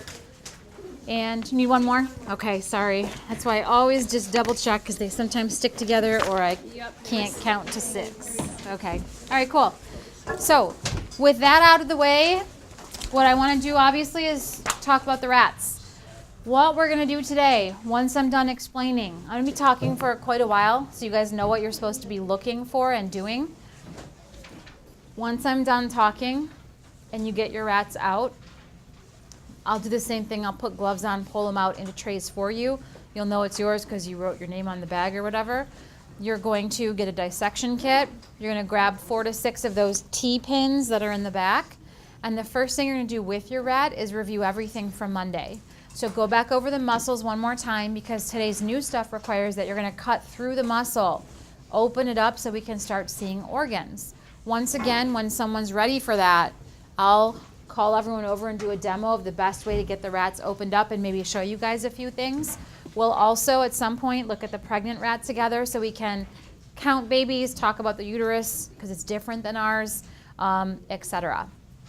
What I want to do before we just get the rats out is talk a bit about what you need to be paying attention to essentially. Okay, so I'm going to start off on page 94, at the bottom of page 94. This is right where we left off on Monday. Muscles we already talked about, right? So part B, method 2, digestive system. This is where chapter 34 is going to help you. / this is how this will help you with chapter 34. On page 95, what you're seeing is a list of parts of the digestive system on the top of the page. These are parts you want to find. If you want a visual, flip to page 101. Most of the time, there's a diagram to go along with these lists of parts in bold. And what you're seeing on page 101 is most of the abdominal cavity with the organs kind of splayed out so you can see them / identify them a bit easier. Everything that's shown here, you're going to be looking for. Okay? If you flip back to page 95, I'm going to try to move quick here so I don't use up all of our time. On page 95, number 3, respiratory system. There's a bunch of stuff listed there. And really the parts of the respiratory system that you want to make sure you find are the lungs, which look up here for a second. Heart is going to look kind of like this, right in the middle of the chest. The lungs are like wrapped around it almost. They look like they're hugging the heart kind of. They're on both sides. The other big part you want to find in the respiratory system is the trachea. We talked about the trachea briefly in chapter 34. Remember that figure of the mouth where there was a head like faced to the side and there was, bless you, trachea in front of or on top of the esophagus. The 2 pipes, kind of the 2 tubes in the throat are the trachea, which is the airway down to the lungs, and the esophagus, which as you know goes down to the stomach. The difference between them, how to easily tell them apart. The trachea is in your rat, going to look like it has little lines going sideways across it. You can feel those if you run your finger up and down your neck. They're rings of cartilage that help hold the airway open so it doesn't collapse, so you can always breathe because of it, right? So the tube with the ridges on it, they'll look like little lines on the rat, that's the trachea. The esophagus is tucked kind of behind it. Just looks like a flat little rectangle because there's no food in it right now in the rat. It's a flat It's not a tube as you would expect, it's flattened down. I think the easier place to find the esophagus, quite frankly, is as it empties into the stomach, which I'll help you guys see when I'm coming around to help. Lungs and trachea are shown quite clearly on page 102, as is the heart, which is right in the middle of that figure. What you're missing from this view, just so you are prepared that you're not going to see the heart like this so beautifully right away, there's a gland that covers up the heart. Right, so look up here again for a second, right? Heart's right here in the middle.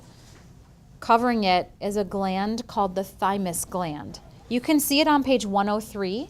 They show it at the bottom of the trachea, like a little flap. You will have to push it up and out of the way to actually see the heart underneath. The only reason they didn't draw it on page 102 is because it would have covered up the heart. And they wanted you to see the heart and some of the blood vessels there. So if you sort of mentally superimpose the trachea on those 2 pages, that'll give you an idea about the fact that the thymus gland is sort of covering up the heart, at least initially. Okay. Speaking of the heart, I'm going to flip back again to page number 95, right at the very bottom, circulatory system. This is all the blood vessels and the heart, which provides the pumping power, obviously, to move the blood around. We have not talked about the circulatory system. It's not a required topic for Bio 1000, but I want to clue you guys in on some basics about it so you can understand what you're being asked to look at, what you're being asked to see. I'm going to draw it this way, so you have a better chance of knowing what I'm attempting to draw. It does not look like that inside the body. I think everyone knows that. There's the heart, of course, right? The 3 biggest blood vessels in your body that you for sure want to find on your rat: 2 veins and an artery that are coming into / going out of the heart. The biggest artery in your body, which will be red on your rats, is the aorta. The aorta, like I said, is an artery, and I'll talk more about an artery and what that means in just a minute. I drew it like that with kind of a branch going off to the side and curving. That's what it looks like. That's what it will look like in your rat. Remember I said on Monday the blood vessels are injected with latex dye? The aorta should look pink or red. It doesn't always. Sometimes the dye doesn't take beautifully. I've seen them before that look white, which is okay. It's harder to spot, but it's fine. I've also seen a couple over the years that actually look blue because the force of the dye injection of the blue kind of spilled over or through the heart into the aorta. So just be aware to make sure you've got the right one. It's coming right out of the middle of the heart, and if you track it, it will start to arch down. The 2 biggest veins in your body are called vena cava, and there's one coming from the top down towards the heart, and there's one coming from the bottom up. The one coming from the bottom up is called the inferior vena cava. Inferior, like less than or below. That's how you remember it's the one coming bottom up. The one up above is called the superior, like top, superior vena cava. Vena cava means great vein, so they're the biggest veins in the body. So that's 2 veins and 1 artery. Let's talk about the difference. I drew them in red and blue because that's the colors they will be in your rat. It's also the colors they're always drawn on any figure of the circulatory system. And sometimes people think that arteries are always red and veins are always blue. Go ahead. What the inferior vena cava? It's posterior. Yep, they're the same. And I'm going to note that for you guys when we look at the picture in a minute.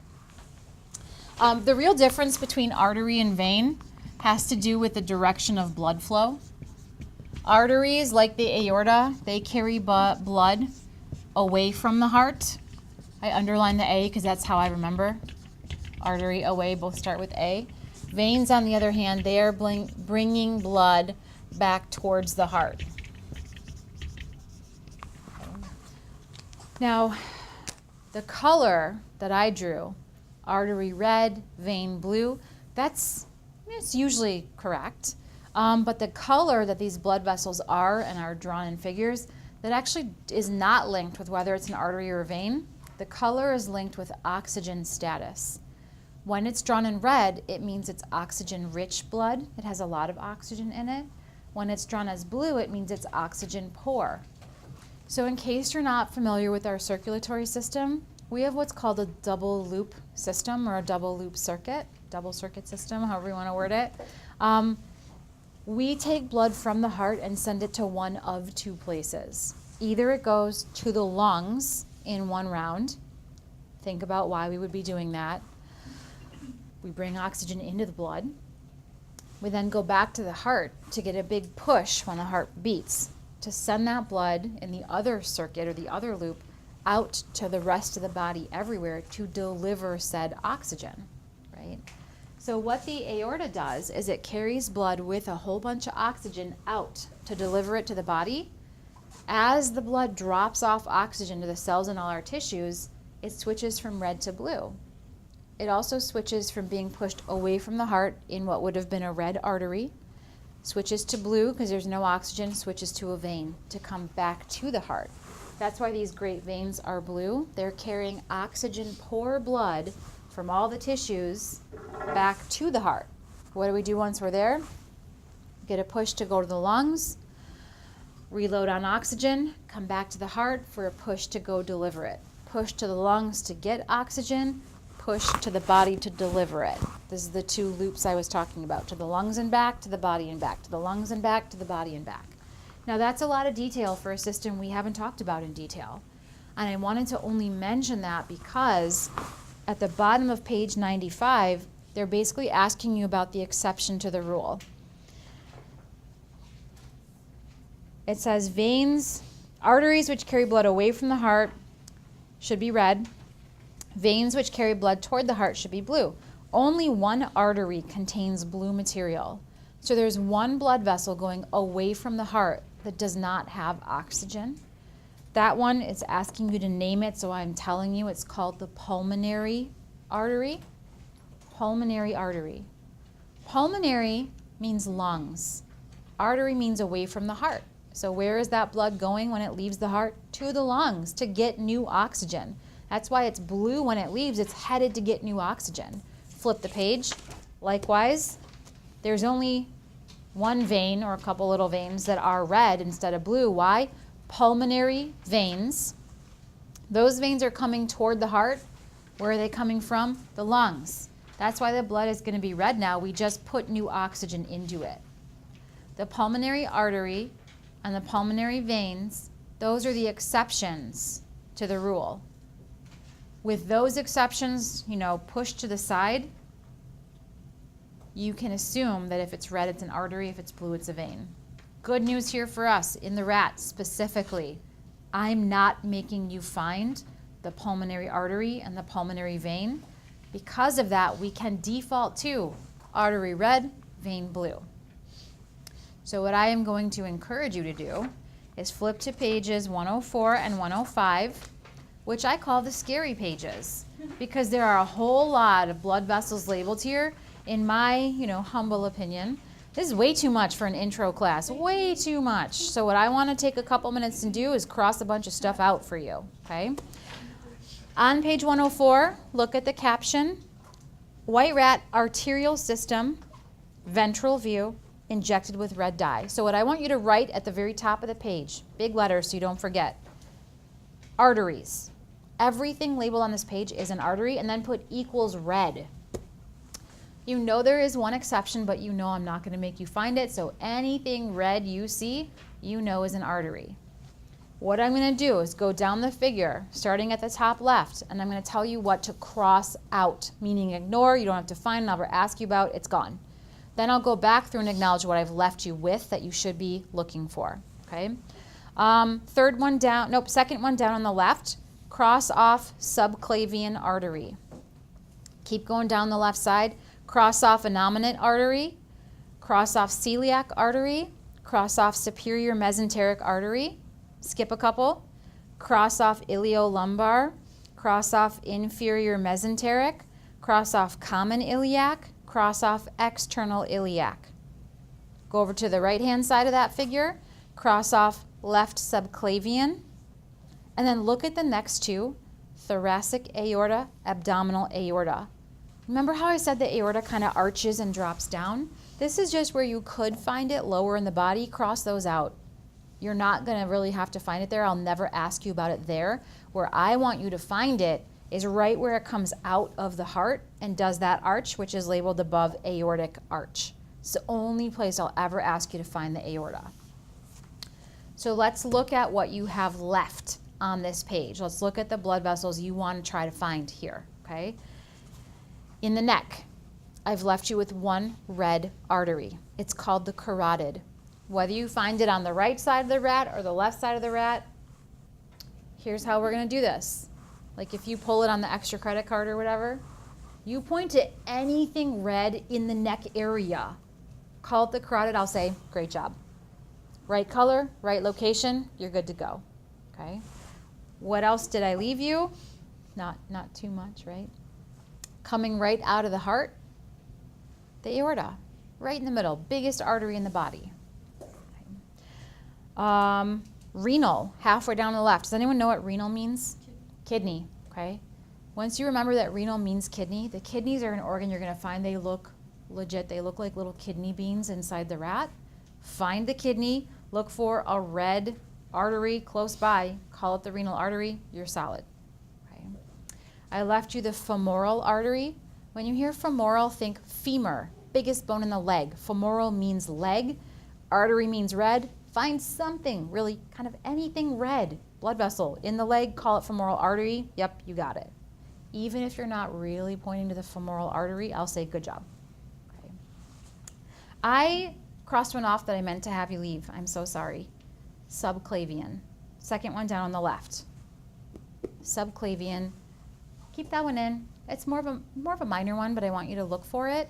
Subclavian means it's going out to the arm. So find anything in the shoulder, arm-ish area that's red, call it subclavian, and I'll say good job. Okay. The fact that I skipped that initially, because I forgot to keep it in, should tell you how much importance I usually place on that. I left it to leave one in the arm-ish area, but I don't think I've ever put that on the lab practical, for example. Okay, so be aware of it, but it's not as big of a push as some of the others that I've mentioned. Let's do the same thing on page 105. If you look at the caption, white rat venous system, blue dye. So again, at the top of the page, giant letters write veins equal blue. Everything labeled on page 105 is a vein, and because we're ignoring the one exception, all the veins you're going to look for will be blue. Okay? I'm going to do the same thing, go through the first time and cross off the ones you can ignore. I'm starting about halfway down on the left, cross off hepatic vein, cross off hepatic portal vein, cross off superior mesenteric vein. Hop over to the right-hand side of the figure, second one down, cross off pulmonary vein, cross off inferior mesenteric vein. We're going to keep the renals again. Cross off iliolumbar, cross off common iliac, cross off external iliac. Let's go back through and acknowledge what I've left you with that you should be finding. One blue vein in the neck, the jugular vein. Find any blue blood vessel in the neck, call it the jugular, great job. Okay. Subclavian, going out to the arms again, but this time look for blue. Anything blue going out to the shoulder arm area, subclavian vein, good job. The big two around the heart, superior vena cava is the giant blue one coming down towards the heart. Underneath, notice how this figure is labeled. This is what Maya was asking about. It says posterior vena cava.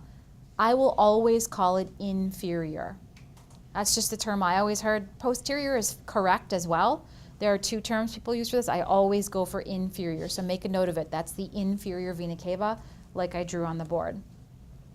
I left you with the renal veins. Again, find the kidney, find a big blue blood vessel nearby. There you go, renal veins. And there's one blue blood vessel in the leg, the femoral vein. If you try to put pages 105 and 104 together, here's what you got to do. Look in the neck. Find something red, it's the carotid artery. Find something blue, it's the jugular vein. Look in the arms. Find something red and something blue. They're both subclavian.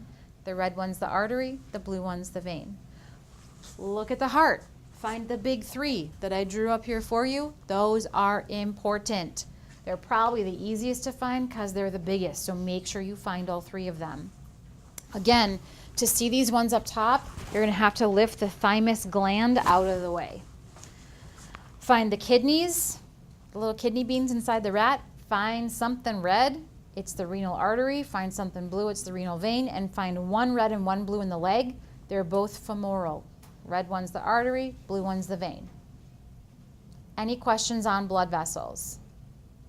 Okay, so I'm hoping that will help. Like I said, these are the scary pages to me. There's a lot here, and a lot of these are actually quite difficult to find on the rats, especially on like an intro level dissection. This is overkill to me. That's why I scaled it back significantly to try to help you guys out. All right, I'm gonna have us flip back one more time to page 96. All that's about blood vessels. Okay, so keep in mind all the ones we crossed off, you'll ignore them from every part of the lab wherever they might show up. I want to go to page 97 now. Urogenital system. That's two things. Urinary tract, which means kidneys and bladder. Genital, which is obviously reproductive organs. Males and females both have 2 kidneys and a bladder. Gotta find them. Okay, I'll point them out in the figure in a minute. I made the point the other day that you gotta look at both a male and a female rat. So obviously, make sure you do that today. You already should have noted the external differences. Clearly there are internal differences as well. To really get at these, I think, let's turn to the figure. Sorry to make you flip so much, but I think it makes sense here. On page 106, we're seeing the urogenital system. Female up top, male down below. In both, 2 kidneys and a bladder, which I already stressed. Okay, let's talk female reproductive system first. The big parts you want to find: uterus. Notice that uterus branches off and goes up both sides of the body. That's called a bifurcated uterus, different than what we have as humans, one in the middle of the body. Theirs branches and goes both ways. That's how they can pack so many babies into a litter. A lot more room to fill. At the top of each branch of the uterus where it dead ends, you also want to find the ovary. The other thing to stress on the female, because it's apparent on this figure, make sure you know the difference between the 3 openings. I know that sounds weird to say, but it's an important one that people miss. 3 openings on the female. The one closest to the tail is the anus, where the poop would come out. Next one up is the vagina, where the babies would come out. Next one up, which looks sort of like the penis on the male. It's a little bump that sticks up a little. That's the urethra, where the pee would come out. Okay, I know that's like kind of basic, but also who looks at a rat like that? So we just want to make sure we're all good there. Questions on all those other things, by the way, like the oviduct and the ureter, ignore those. Ureter would be too small to see here for most of us.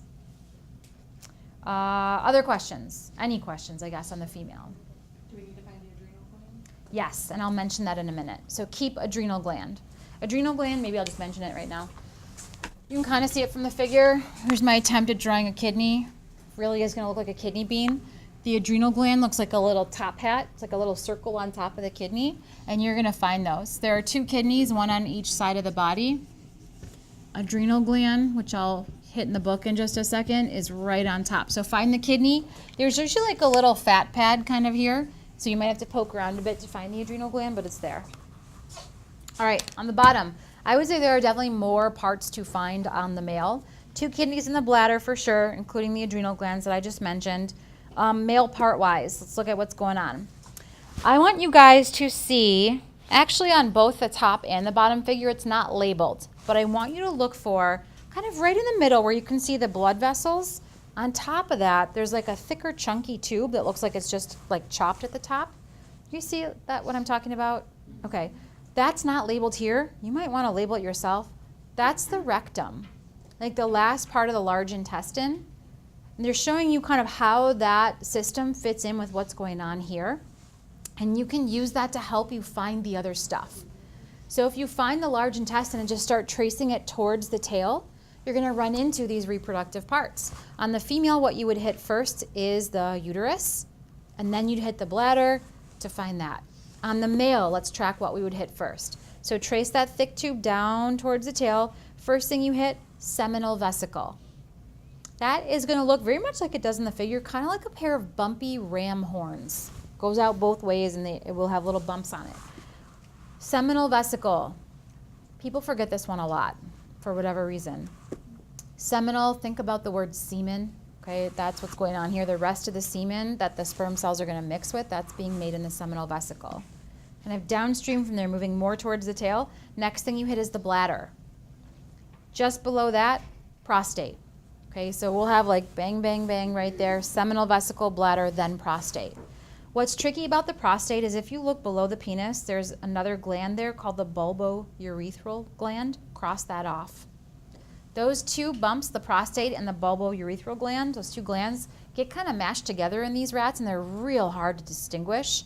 So you're going to find any bump below the bladder and call it the prostate, and I'll say good job, even if you've actually pointed to the bulbourethral gland. I'm not going to make you distinguish between them.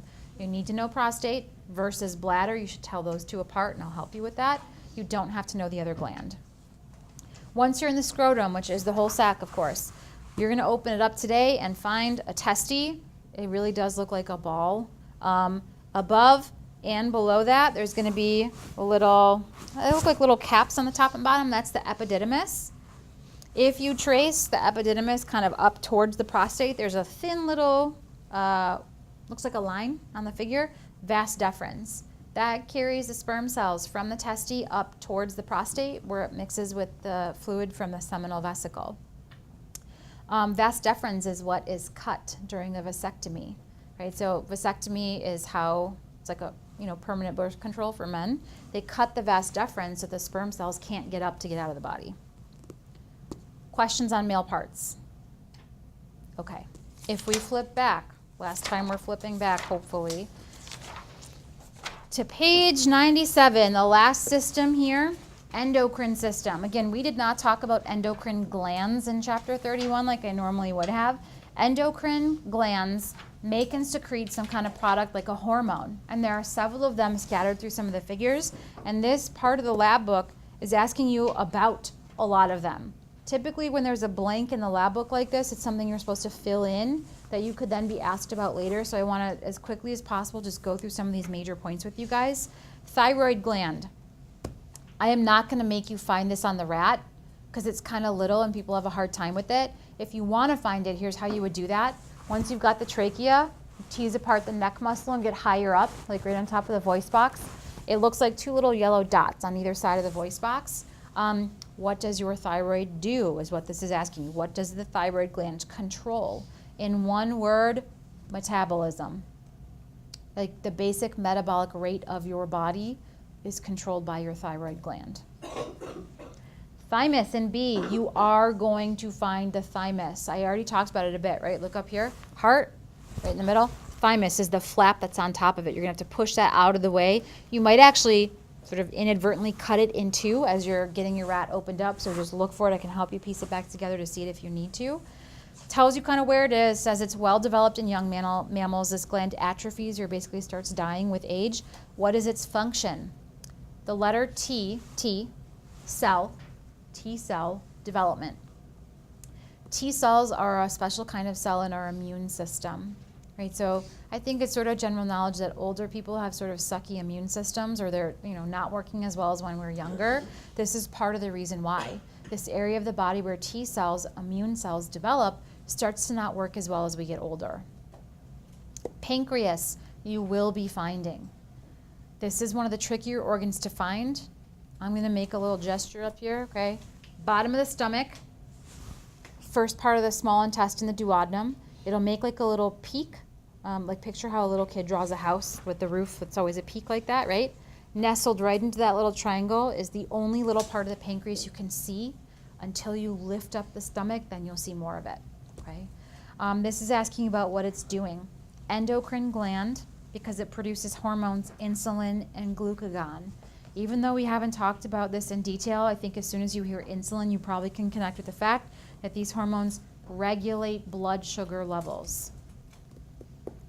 You guys know the pancreas is doing a lot more than just making insulin and glucagon. We talked in chapter 34 about all those digestive enzymes that it's making, and it mentions that kind of briefly here. Adrenal glands. You should find those. They're right on top of the kidney. Notice this then says nothing about what they do, so you don't have to know anything about it. You can probably take a guess. When you hear adrenal, what kind of hormone do you think of? Adrenaline, right? You don't have to know anything about it, just thought I'd mention it to help make a connection.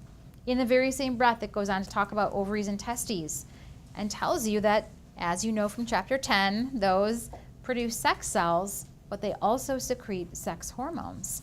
The hormones are responsible for maintaining functional reproductive system.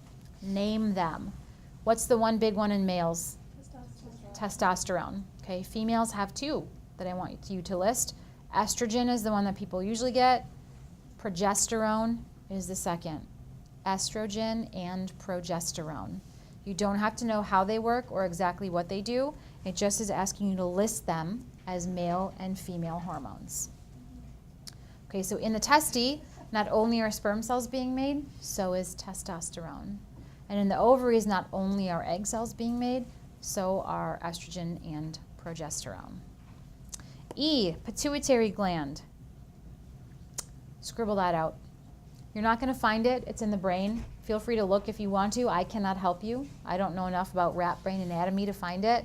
You don't have to dissect out the brain at all. If you're wanting to, on Monday you can try to do that. And it asks to name some of the hormones. We're not going to go there to save us a couple minutes. Okay? Can you go back to Yeah. with the urogenital system, trace the spermatic fluid into the cell? Yes, prostate.